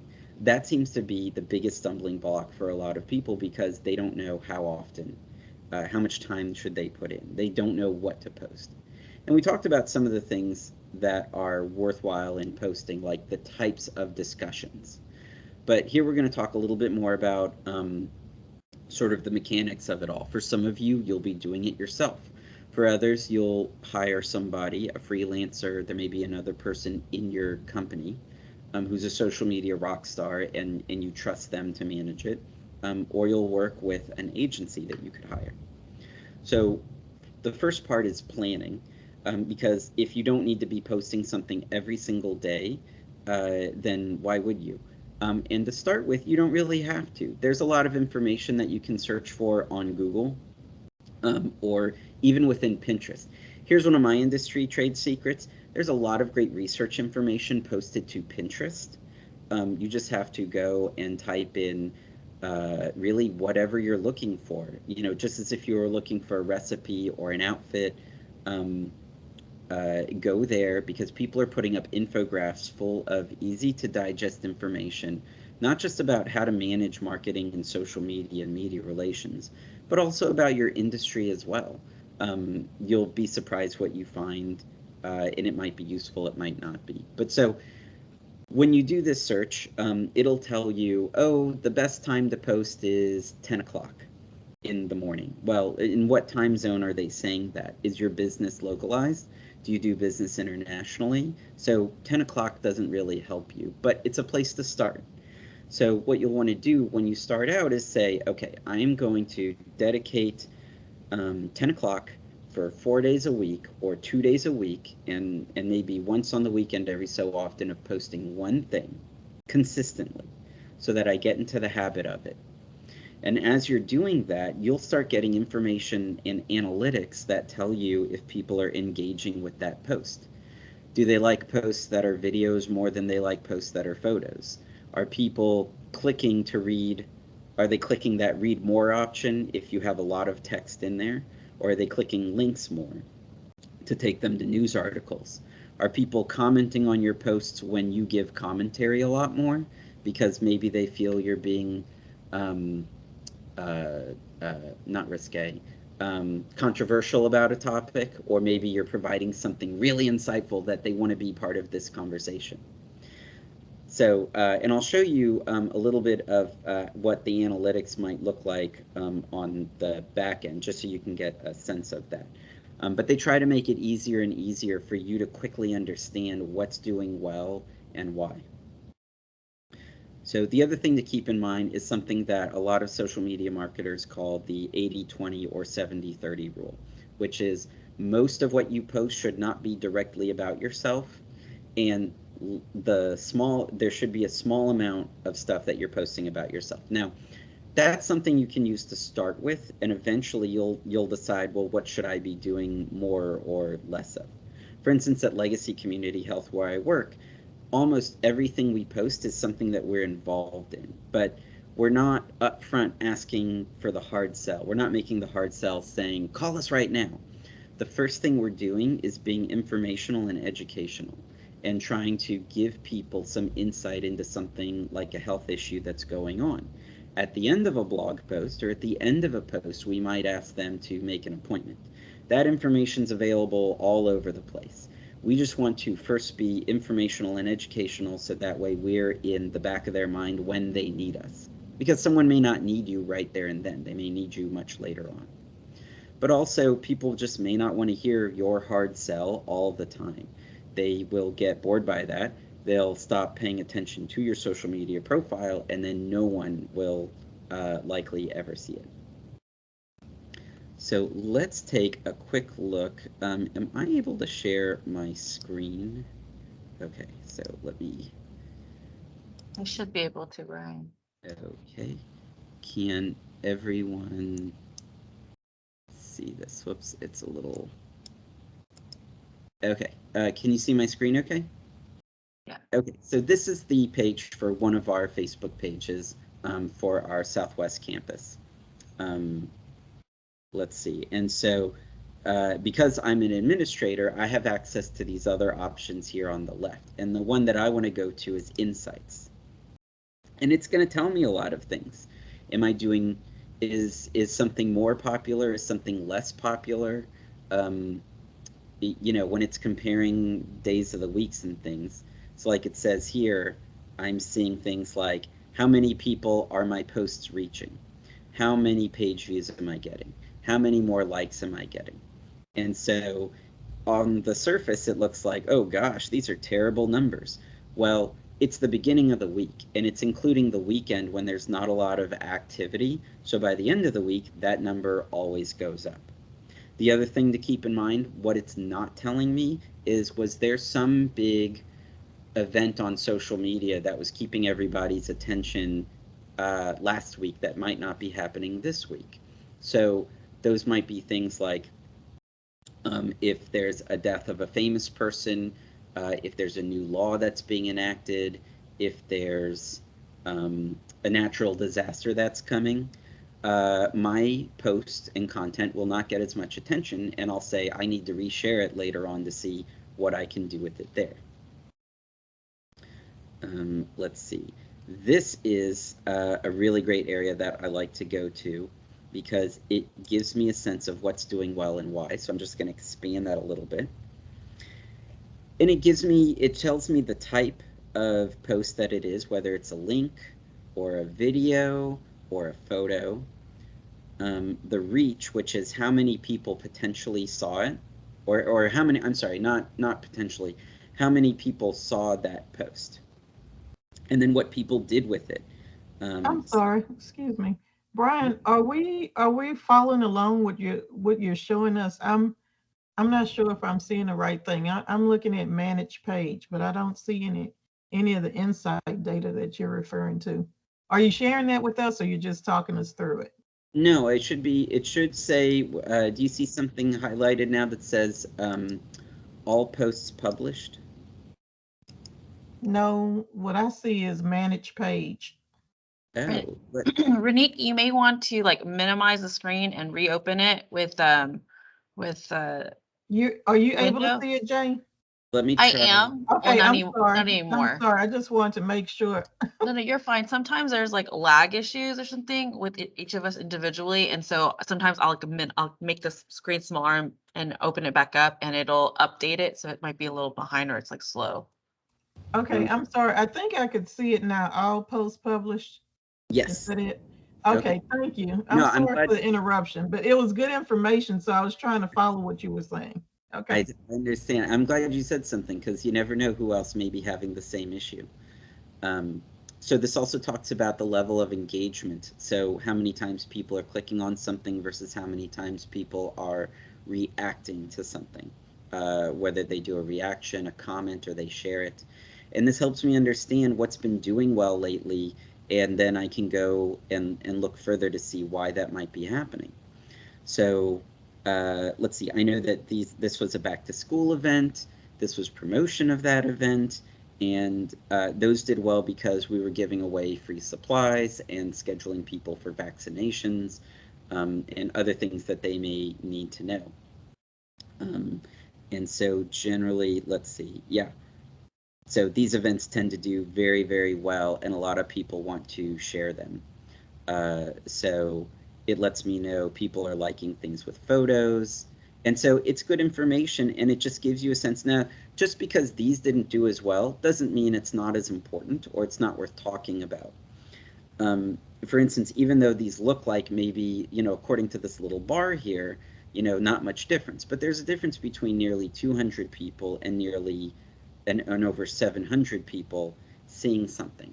And that's actually a lot, because the person who sees this, if we had 10 people come in as a result of one of these posts, that is, that ends up paying for itself in a variety of ways, like the healthcare benefits to the community of 10 people who came in to get preventative care for something that's important. Above it is a really cool thing because it tells you what days your potential audience is most active and what times of day. And so that will give you some insight into, well, gee, should I be posting at 10 o'clock or should I be posting after hours? And that's something you can do because a lot of people, so let's see, 6 o'clock, dinner time, 7 o'clock, everyone's getting ready for bed. And then this is a sweet spot for a lot of people, 8 to 10, because they're on social media before bedtime, they're on social media while watching, TV, things like that.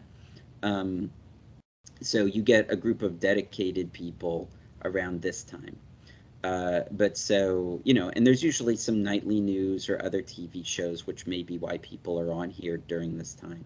So you can always test out what works better. Maybe you'll get more impressions here, but depending on your business, you might get more people who are responsive when you post after 10 o'clock. Or more people who are responsive if you post around lunchtime, because people get on social media and they're taking a break. They want to go online and talk about something. So you also have to think about, what is your customer usually doing during the daytime? Are they on their way to work? So it doesn't make sense to post until 9 o'clock. Do they usually get to work by 8, but they don't really start their day till 9? So maybe you could post something between 9 and 8. That's where your own personal insights about your industry are going to come in handy. For a lot of us, right now for Legacy, oftentimes we'll post things after 10 because it'll be a time after kids are dropped off at school and maybe you've run your first errand and you're just in between things, or you've come home and you're taking care of other stuff, so to speak. So what's great is that there are tons of things you can dig into with analytics here. Let me see. So when your fans are online, the top posts from, let's see, no one's doing that. It'll talk about the types of posts that people like the most. Photos, video, links, shared videos, and status updates. And is this from a particular timeline? Usually they do it from a... They're always moving options on me just to make me look foolish in front of people. But anyway, so this is just to give you a sense of how to use analytics to guide sort of what you're doing. Jane, how are we doing on time? We have about 8 minutes left. Okay. Guys, I usually teach this kind of a thing during a 3-hour class, so I apologize that there's only so much information.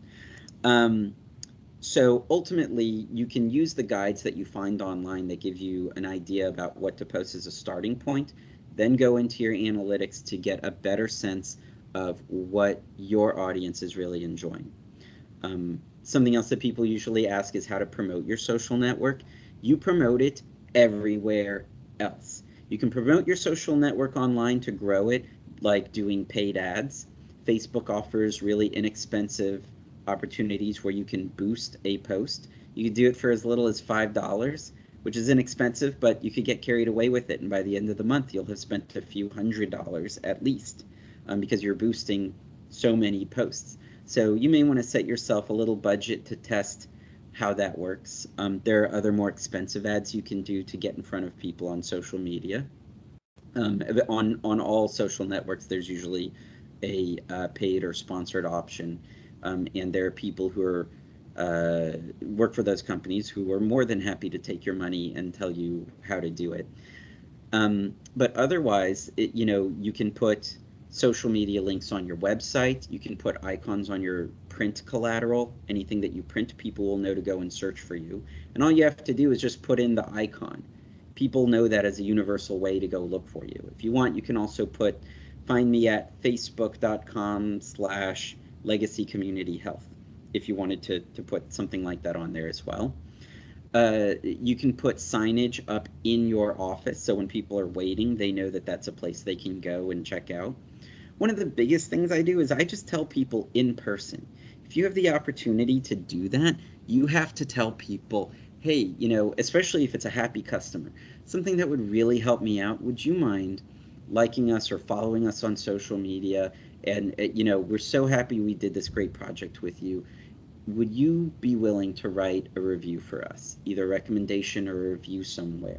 And that's such a huge thing that's going to help your brand. And when someone is happy with your work, they will be thrilled to do that.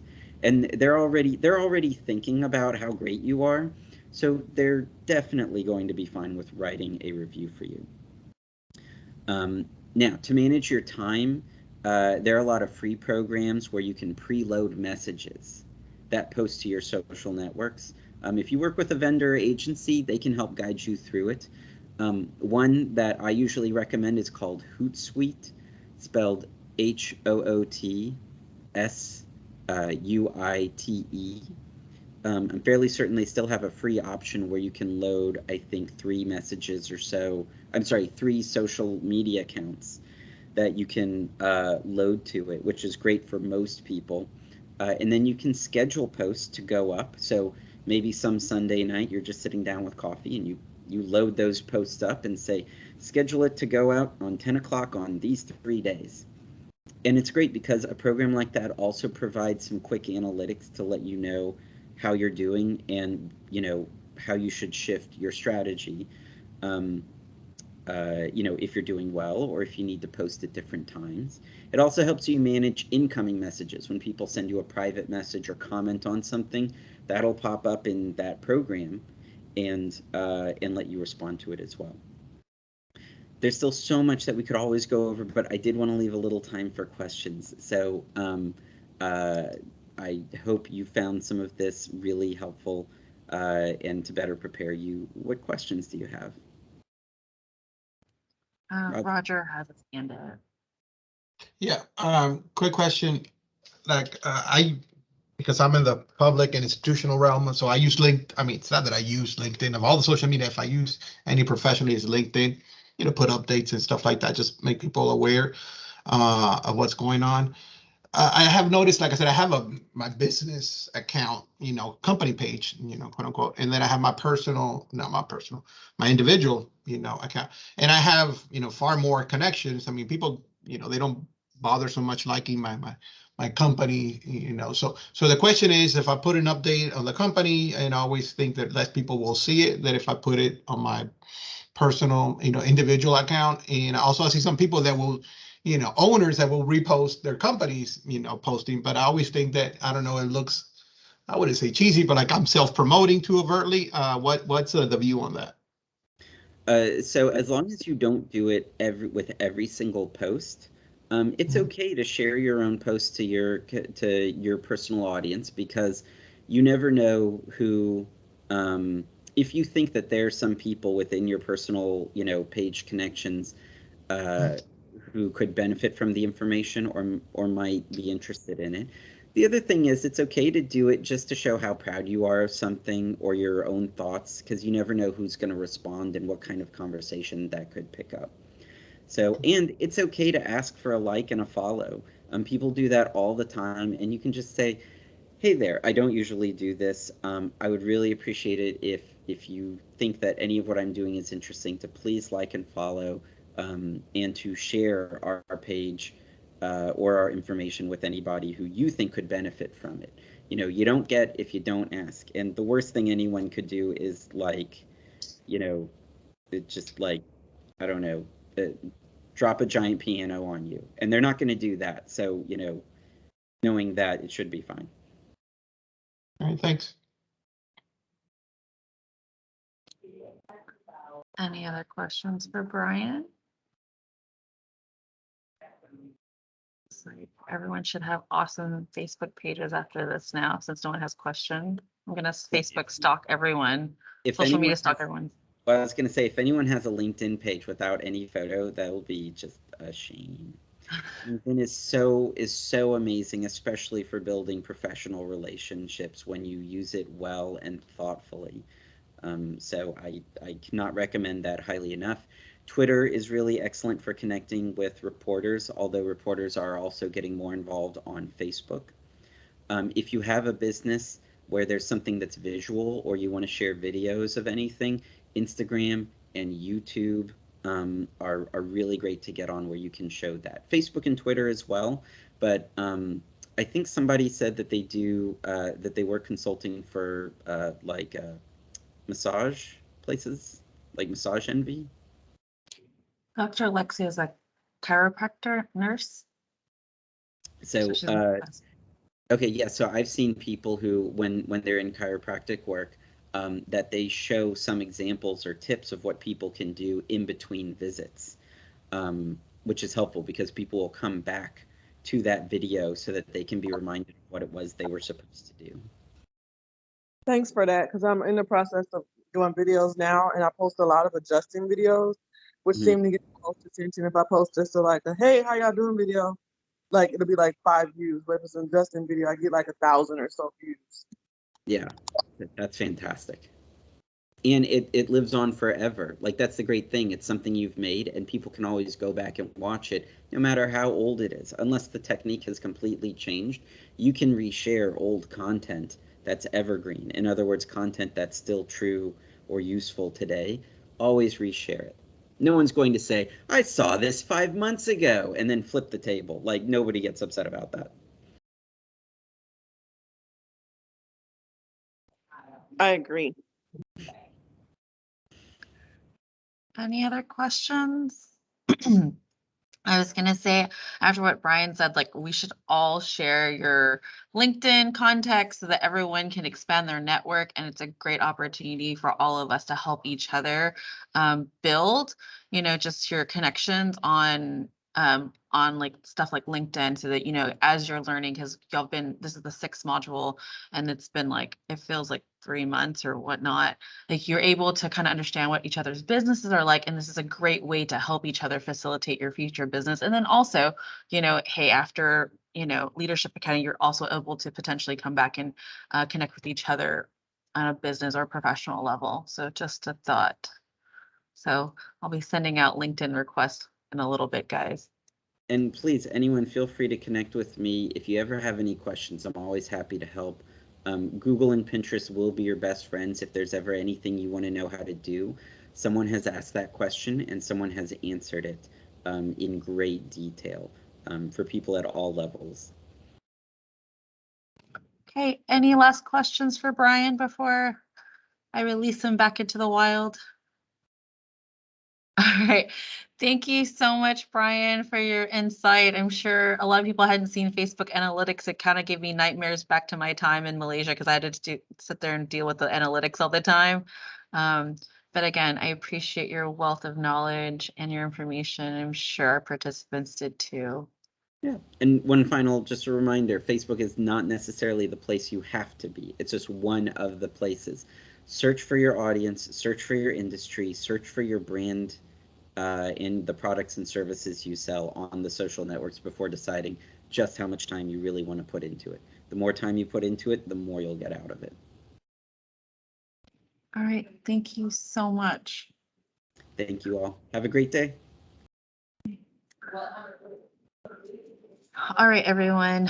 So Giselle, our last speaker, is already on, but I do want everyone to take a quick 5-minute break if that's okay, Giselle. So if anyone needs to run to the bathroom, if you need to take the bathroom or whatever. So let's just make sure we're back here promptly at 10:58 because it's 10:53 on my clock right now. So it's just Giselle can start. All right, we'll be right back.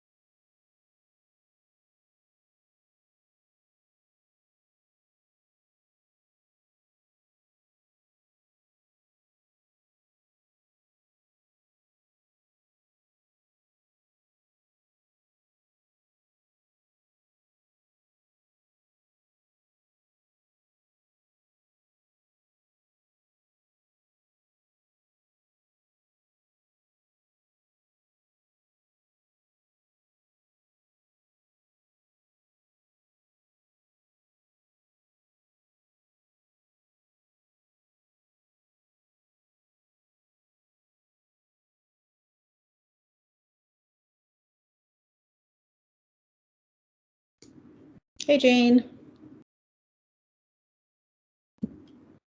Oh, you're on mute. Thank you again. I sometimes forget, and I'm just like, I'm glad I haven't gone to like a long soliloquy and then be like, yeah, Jay, we have no idea what you're saying because we can't read lips. I'm like, yeah. But thank That's you funny. again for joining us. Sure. And I think the great thing is everything's been kind of been building up to you. So that'll be a Oh. good way to end out. Good, good. Like hopefully everyone's gonna come back slowly. Yeah. Just let me, but everyone, as you come back, just let me know. It's 10:59. Maybe in a minute. There's Jeff. We can get started. I have your short bio pulled up because I've been reading bios. All right. Hopefully everyone else is back. You can just kind of do something in the chat so I know y'all are there. I know. I'll quickly read Giselle bio. Oh, thank you, Dr. Alexia. All right, so our last speaker is Miss Giselle Greenwood. She is going to be talking about how to get inked, and let me read the bio real quick.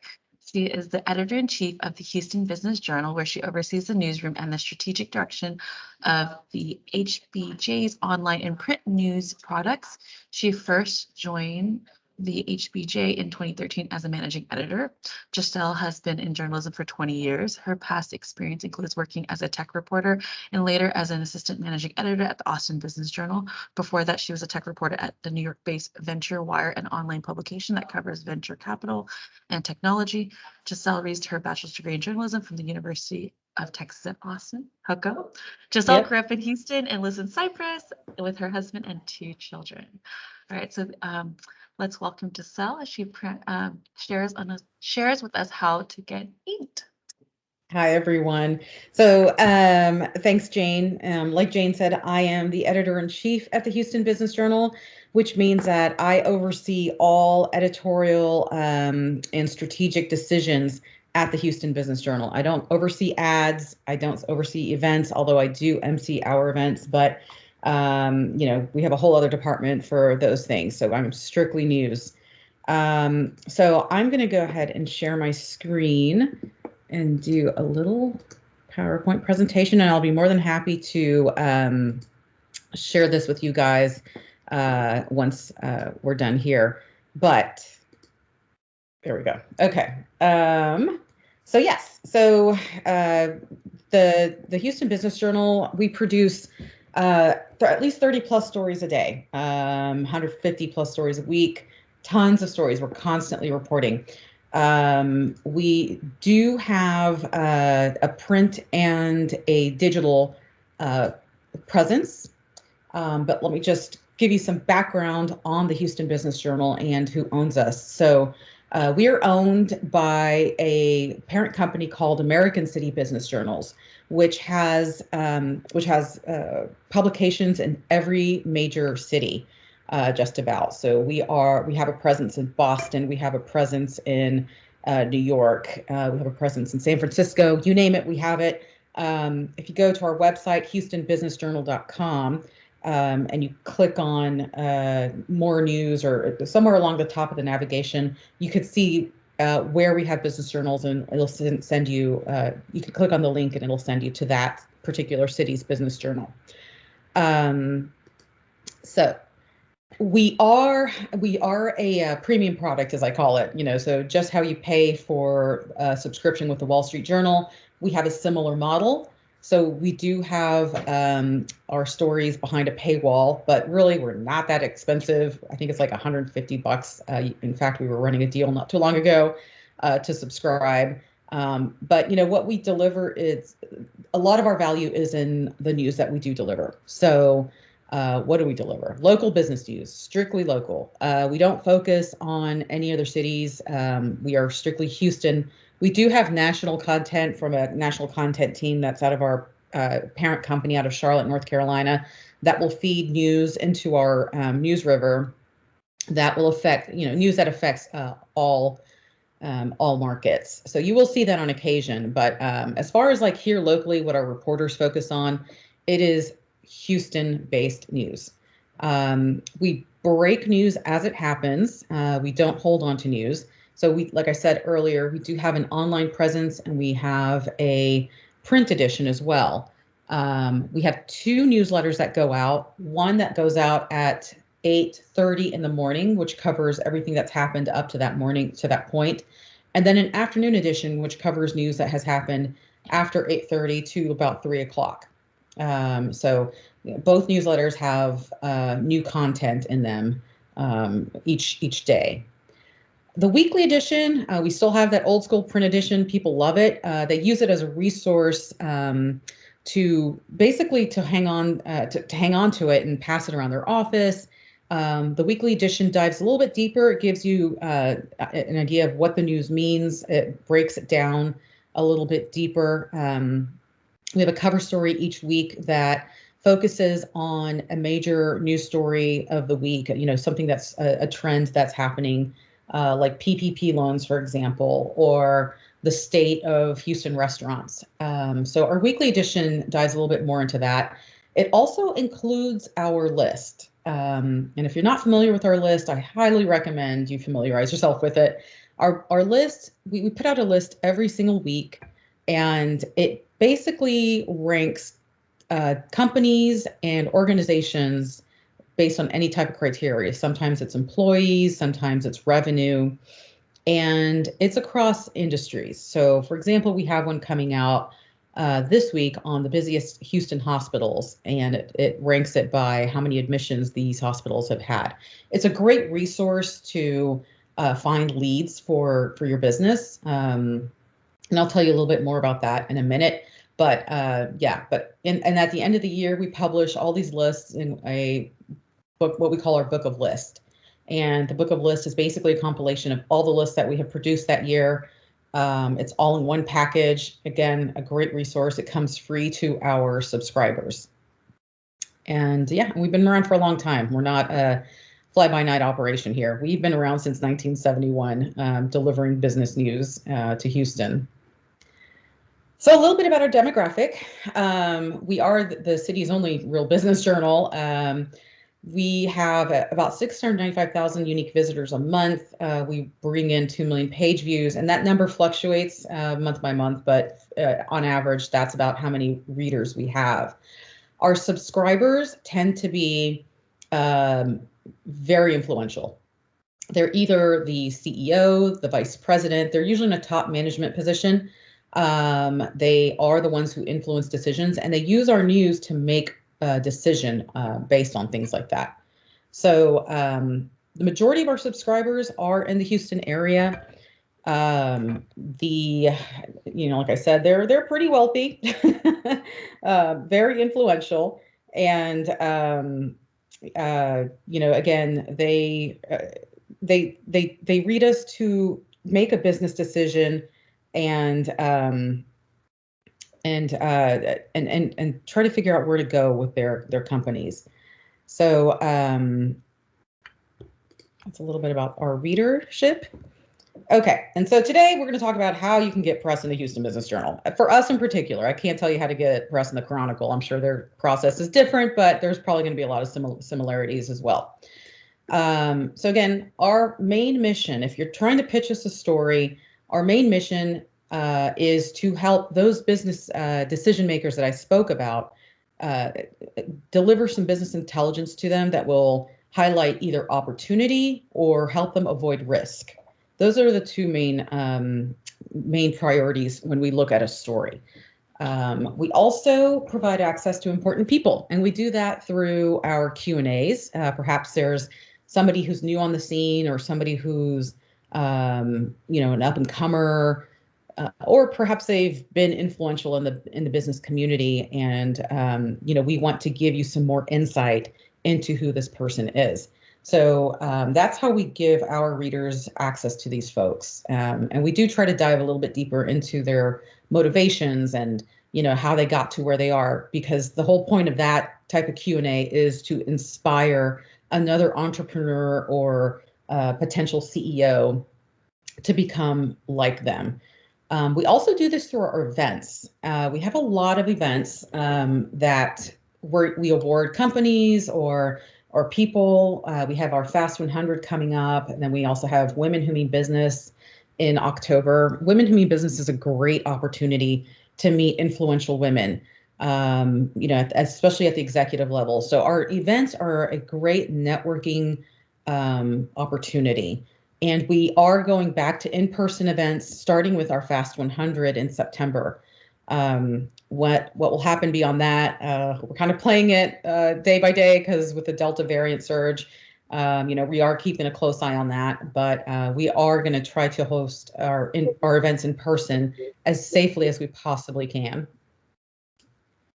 So here's our reporters. And again, I can share this with you guys after the presentation, but we do have a reporter covering almost every major beat. We have commercial real estate, someone covering commercial real estate. We have somebody covering residential real estate, finance, innovation, energy, technology, retail and restaurants, and then everything in between. So we do have a managing editor who manages the reporters directly. So if you don't know where to go or who to pitch a story to, start with him. His name is Jonathan Adams. Olivia Pulcinelli is our day-to-day kind of daily editor, if you will. She oversees the website and the digital side of things. So she can help you out too, but Jonathan is the one who you would need to reach out to as far as like pitching a story, and he'll guide you in the right direction.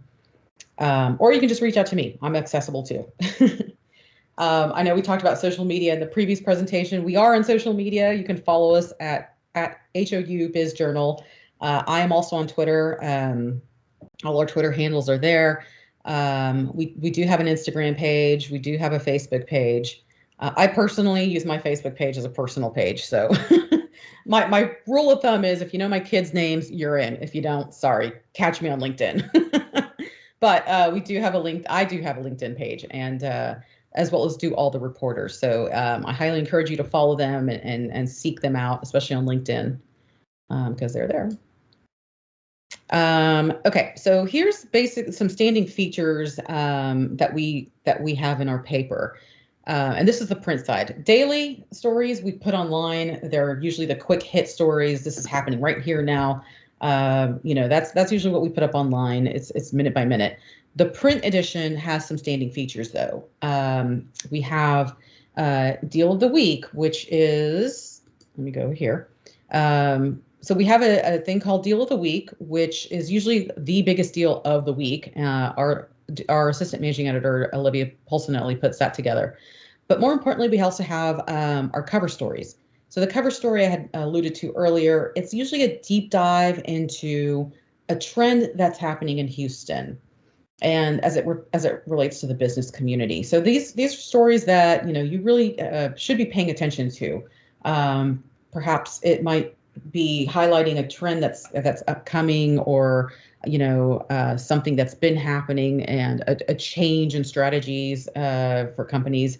So that's what our cover story looks at. It's usually planned out well in advance. It's like the deep dive investigative reporting side of the paper. And then we have a section called strategies, which is really geared towards small businesses and entrepreneurs. This is a great opportunity if you want to set yourself up as a thought leader. It's a great opportunity to get into the paper.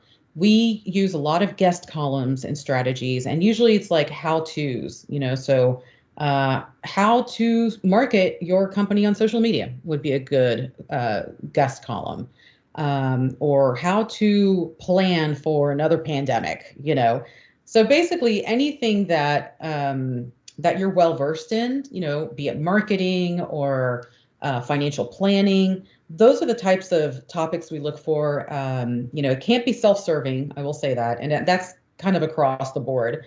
But it certainly sets you up as a thought leader. It helps. We always look for people to share their expertise to other entrepreneurs and business owners. And then we have Biz Voice, which is our opinion page. So if you feel strongly about a certain legislature or something going on in the business community that you think needs to be raised some awareness on, that's our Biz Voice section.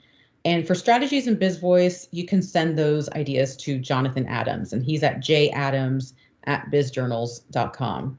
And you can find all of our contact information on our About Us page on the website. And then we have our special reports section, which usually focuses on one industry every week, be it healthcare, sometimes energy. I mean, it's kind of across the board. We do have an editorial calendar that I can share with you guys so you can see what's coming up. But that's another opportunity for a guest column. We'll sometimes include guest columns in our special reports as well. So the special reports tend to highlight activities and trends and things that are going on in one particular industry. And then finally, we have our face-to-face, which you see here. This is the Q&A that I had talked about earlier. So the face-to-face usually highlights somebody interesting in the community, somebody with a story to tell. Or again, perhaps they're an up-and-comer, a young entrepreneur who's making waves, for example. So our face-to-face is really the human side of our publication. It helps introduce our readers to interesting people and the impact they are providing on the community. So the lists. Everybody's always interested in the lists with good reason. So the lists, again, it's usually an industry ranking on any particular subject matter. Sometimes, again, like this is wealthiest zip codes or top energy companies, the top energy employers, things like that. So usually the lists will have contact information tied to them, which again makes it a great resource for folks who are looking for sales leads, for example, or perhaps if they're looking for a job. This helps identify which companies are hiring sometimes, which ones are growing and which ones are financially strong. So it's really a great research tool. Now, if you have a company that you think should be on the list, you can email those to Margaret Barrientos. She's our data reporter. She will put you in the database and she'll send you a survey. It's important that you fill out the survey fully because you can't just fill it out halfway and expect to be on the list. We always have certain criteria that are required. So if you do get a survey, make sure you fill it out in its entirety. And if you have any questions on the list, Margaret is the person to reach out to. So people on the move, this is another great opportunity to kind of highlight growth at your company. This is a paid product. Rob Tipler is the one who can send you information for pricing. But this, again, it's published weekly. It's also published online. It highlights new hires, new board members, awards. If somebody has received an award, this is a place to do it. Because normally, the People on the Move basically covers people that we wouldn't normally cover in the news edition side of things. So, like typically we won't write about new vice presidents or new board appointments. Awards, we don't typically write about that from an editorial side. So that's where People on the Move comes in. It's again a paid product, and it highlights those accomplishments and new people at your company. So on the news side of things, how do you get into our paper? So the things we look for, first and foremost, has to have some sort of Houston impact. It has to either be based in Houston, the company, or have a significant presence here. If it's an out-of-town company, again, they have to have some sort of a significant presence or an impact. But I will say this, it can't just be like, oh, well, we sell to oil companies and Houston's a big oil company, oil industry. Sure, but is this going to help anybody make a decision to grow their business? It cannot be self-serving. I can't stress that enough. A lot of people try to get in the paper for free advertisement, and usually an editor can see right through that. So really, when you're pitching a story, it has to have some sort of impact again. If your company is growing significantly and you're looking to hire people, we would most certainly take a look at that. If you are expanding into a new market or shifting strategies, perhaps you used to sell one type of widget, now you're selling another type, and you can quantify your growth, we would take a look at that. So these are the kind of 3 points we usually ask ourselves when we decide to follow up on a story. Or perhaps it's a big deal that you just closed, an acquisition or a merger. We would certainly cover that, just depending on the size of it. Keep in mind, you will be in competition with some mega mergers at oil companies. So, we do look for that. And if there's a dollar figure attached, that will also influence our decision on whether to cover it or not. But yeah, so these are the 3 points that we tend to look for. Is it going to help somebody grow their business? So if you're expanding and you're looking to make new deals, will this help someone advance their career? You're hiring. Will this information help somebody make money, or will it help them avoid losing it? If you decide to open your shop in an up and coming area, that's the kind of information that could help somebody influence their decision on whether or not they should set up shop there too. So some quick tips. First, let me say you can always pitch stories again to Jonathan Adams or to me or to Olivia. Any 3 of us would work, or you can go directly to the reporter. But just keep in mind the reporters are extremely busy. They get a ton of emails. So sometimes a safe bet is to email the reporter and then CC an editor, just so you ensure that several people are get the message.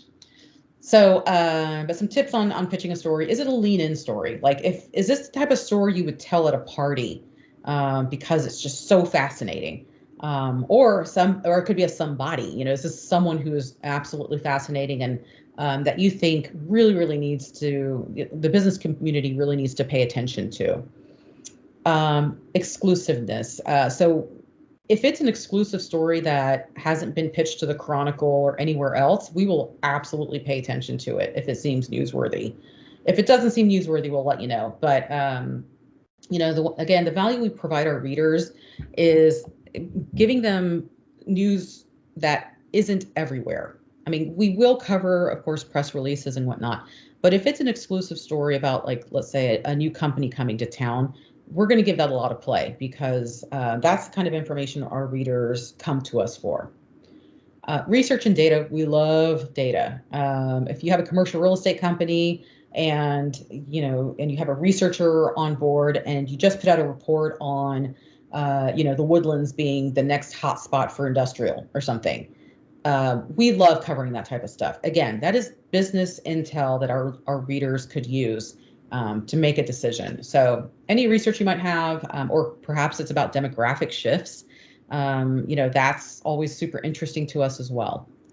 And then, the people side of things. If you've come, or maybe you are an interesting individual, we love writing about people. People are the driving forces behind transactions. Business is about people. It's not about things or deals.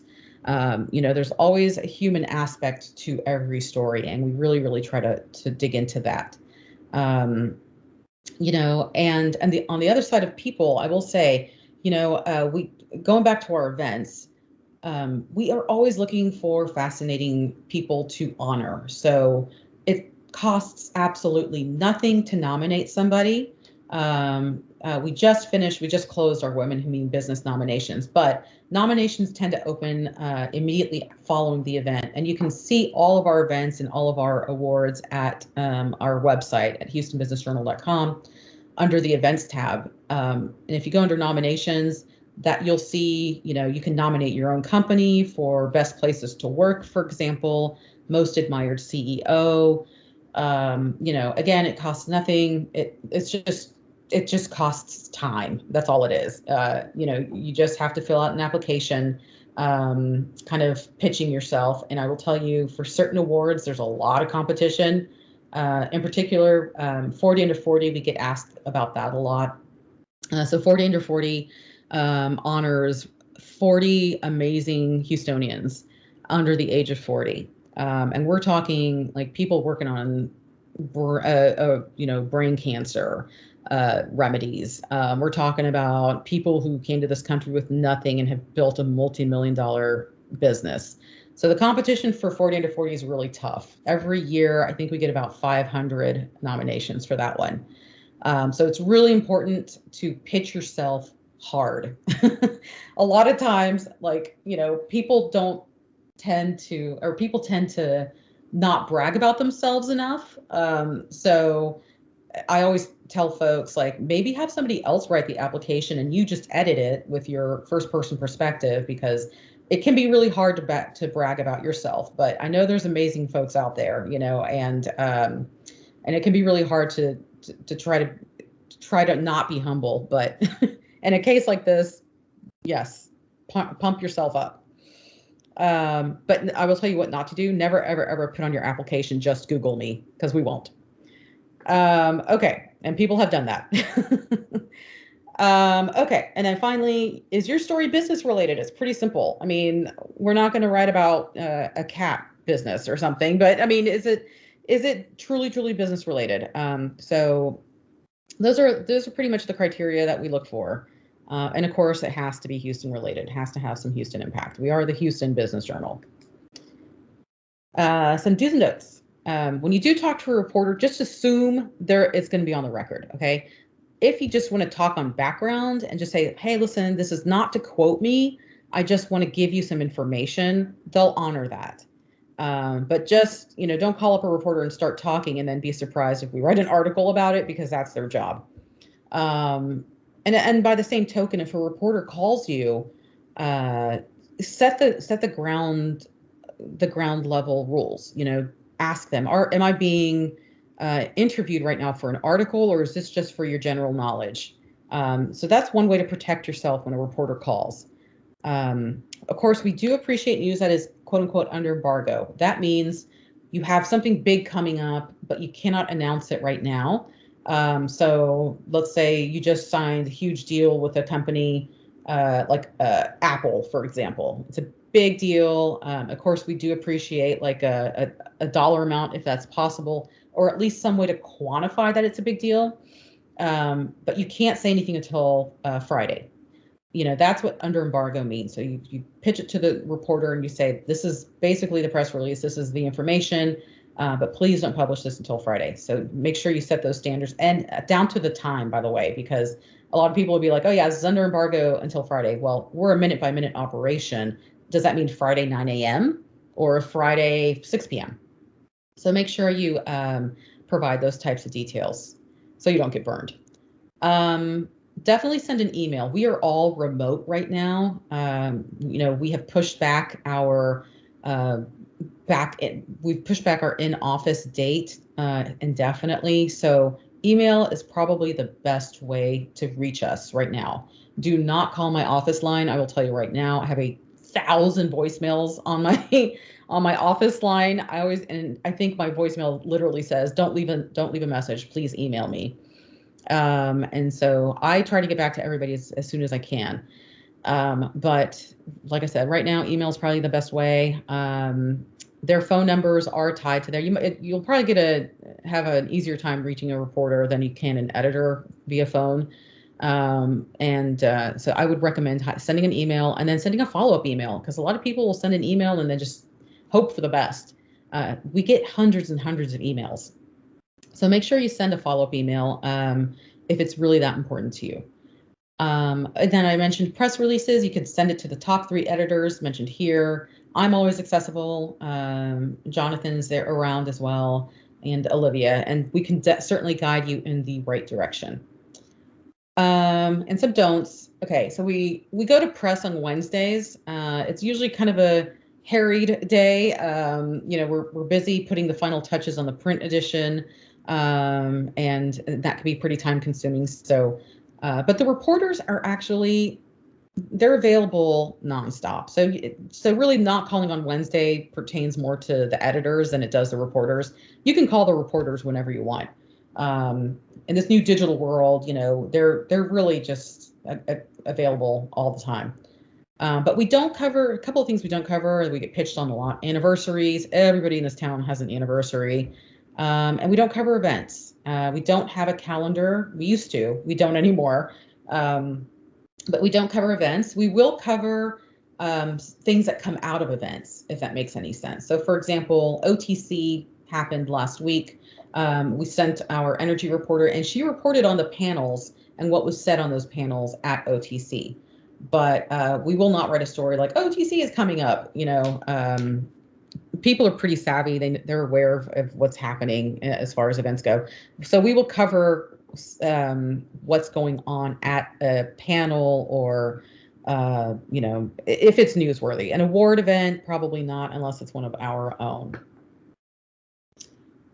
Okay. And finally, here's our editorial calendar. So the editorial calendar tells you what's coming up. This is planned at least a year in advance. In fact, I just finished planning the 2022 editorial calendar. So it gets planned out pretty far in advance. But this tells you what special reports are coming up, what lists are coming up as well. So if you're interested in being on a list, I would say take a look at the calendar and reach out to Margaret as soon as you can, because she starts surveying for these lists well in advance. I mean, at least 3 months in advance. It takes time to gather all that data, to verify it, and to rank it. So our editorial calendar helps guide you as far as like when something is going to publish. It also shows our events and what events we have coming up. So we have a ton of panels. The panels are going to be virtual until about the end of the year, although I think we have a Woodlands one that's in person. But, it shows what panels we have coming up and what award ceremonies we have coming up so that you can put it on your calendar if you're looking for a networking opportunity. And I'm going to put the most recent one up in the chat. Okay, and I believe that is everything. How do I exit here? There you go. So, hold on, let me try to find you guys. There we are. Cool. So that being said, does anybody have any questions? I do. I couldn't get myself off mute. Okay. So when you were talking about like different stories to pitch, I'm a chiropractor. So I was thinking, since a lot of people are corporate, maybe doing something about like different tips for working from home, how to, set up your station. I wanted to know if that would be things that would be viable and relatable. Absolutely. I mean, especially now because everybody's working from home and their setup might be not ideal. I think that would be a fantastic idea. Yes, definitely. Thank you.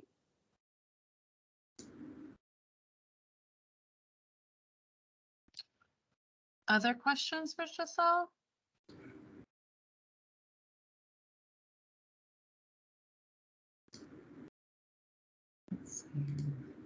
No. This is your opportunity because you have an editor here. That's how I see it. Any dying questions and so forth. I think Giselle gave us a lot of information so that, if there is something that you end up writing that you think would be like industry specific, that would be beneficial to share. And I think that's a good way to kind of put your name out there without being self-serving. Because I think that's the key thing. Sometimes there are places that you can kind of do that, I guess, right, Giselle? In some places, but it just isn't the place here with the Houston Business Journal. Right. We're not a pay to play operation either. A lot of people will often be like, oh, well, I bought an ad. Well, thank you. Thank you for contributing to my salary. But that's not going to influence our editorial decision whatsoever. Ultimately, it's about our readers and what they need. I think that and you gave a really great outline and trying to kind of let our participants know this is what would be good concepts and good ideas for pitching stories. And I think that that at least kind of plants the seeds in everyone's head when it comes to their work on what potentially they could share to the greater community.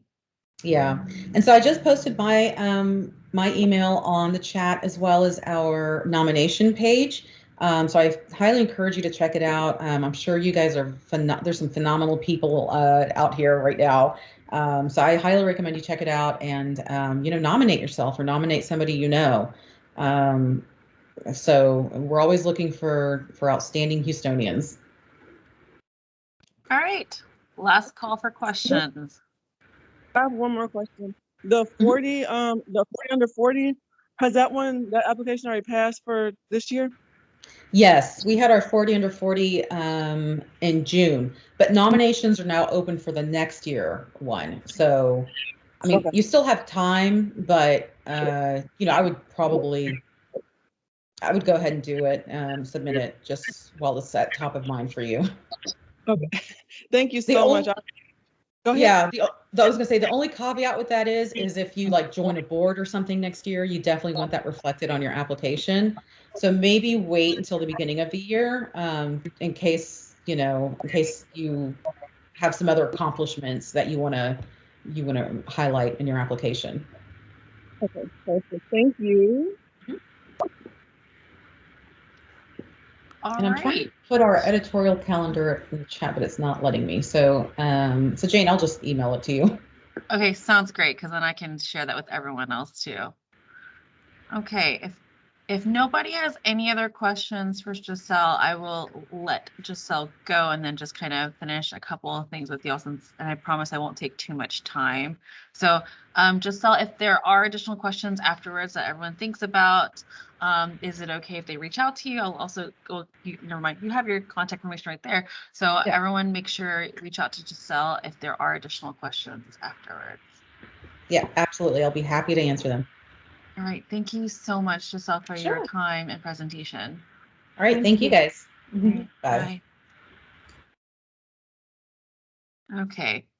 All right. So this is the end of module 6. The next module, which is, let me look at my calendar real quick. If anyone beats me to it, please let me know. I think it's the 28th.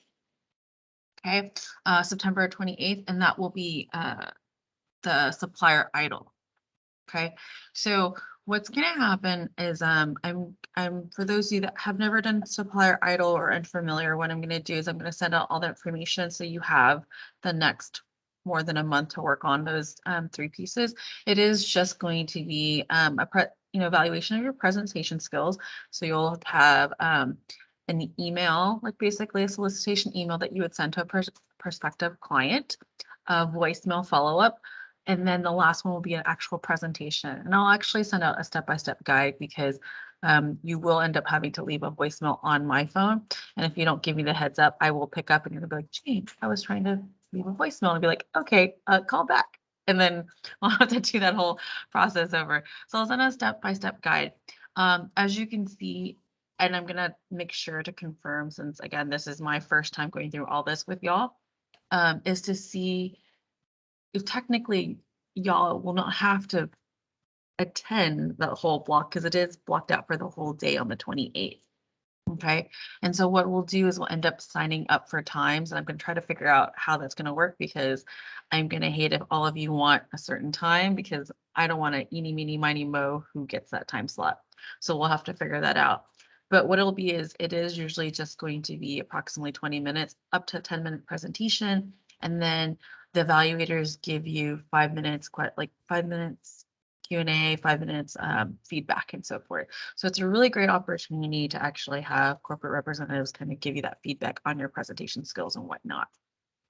So I will make sure to flesh out the big details, but we'll follow up with information on how that will look like.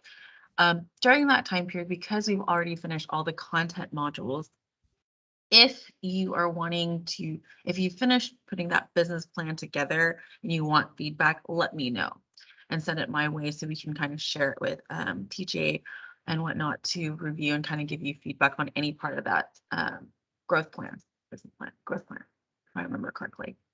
And then the last thing is, and I'll probably also send it in the email since some people are not on the call, is that module 8 is actually the pitch, right?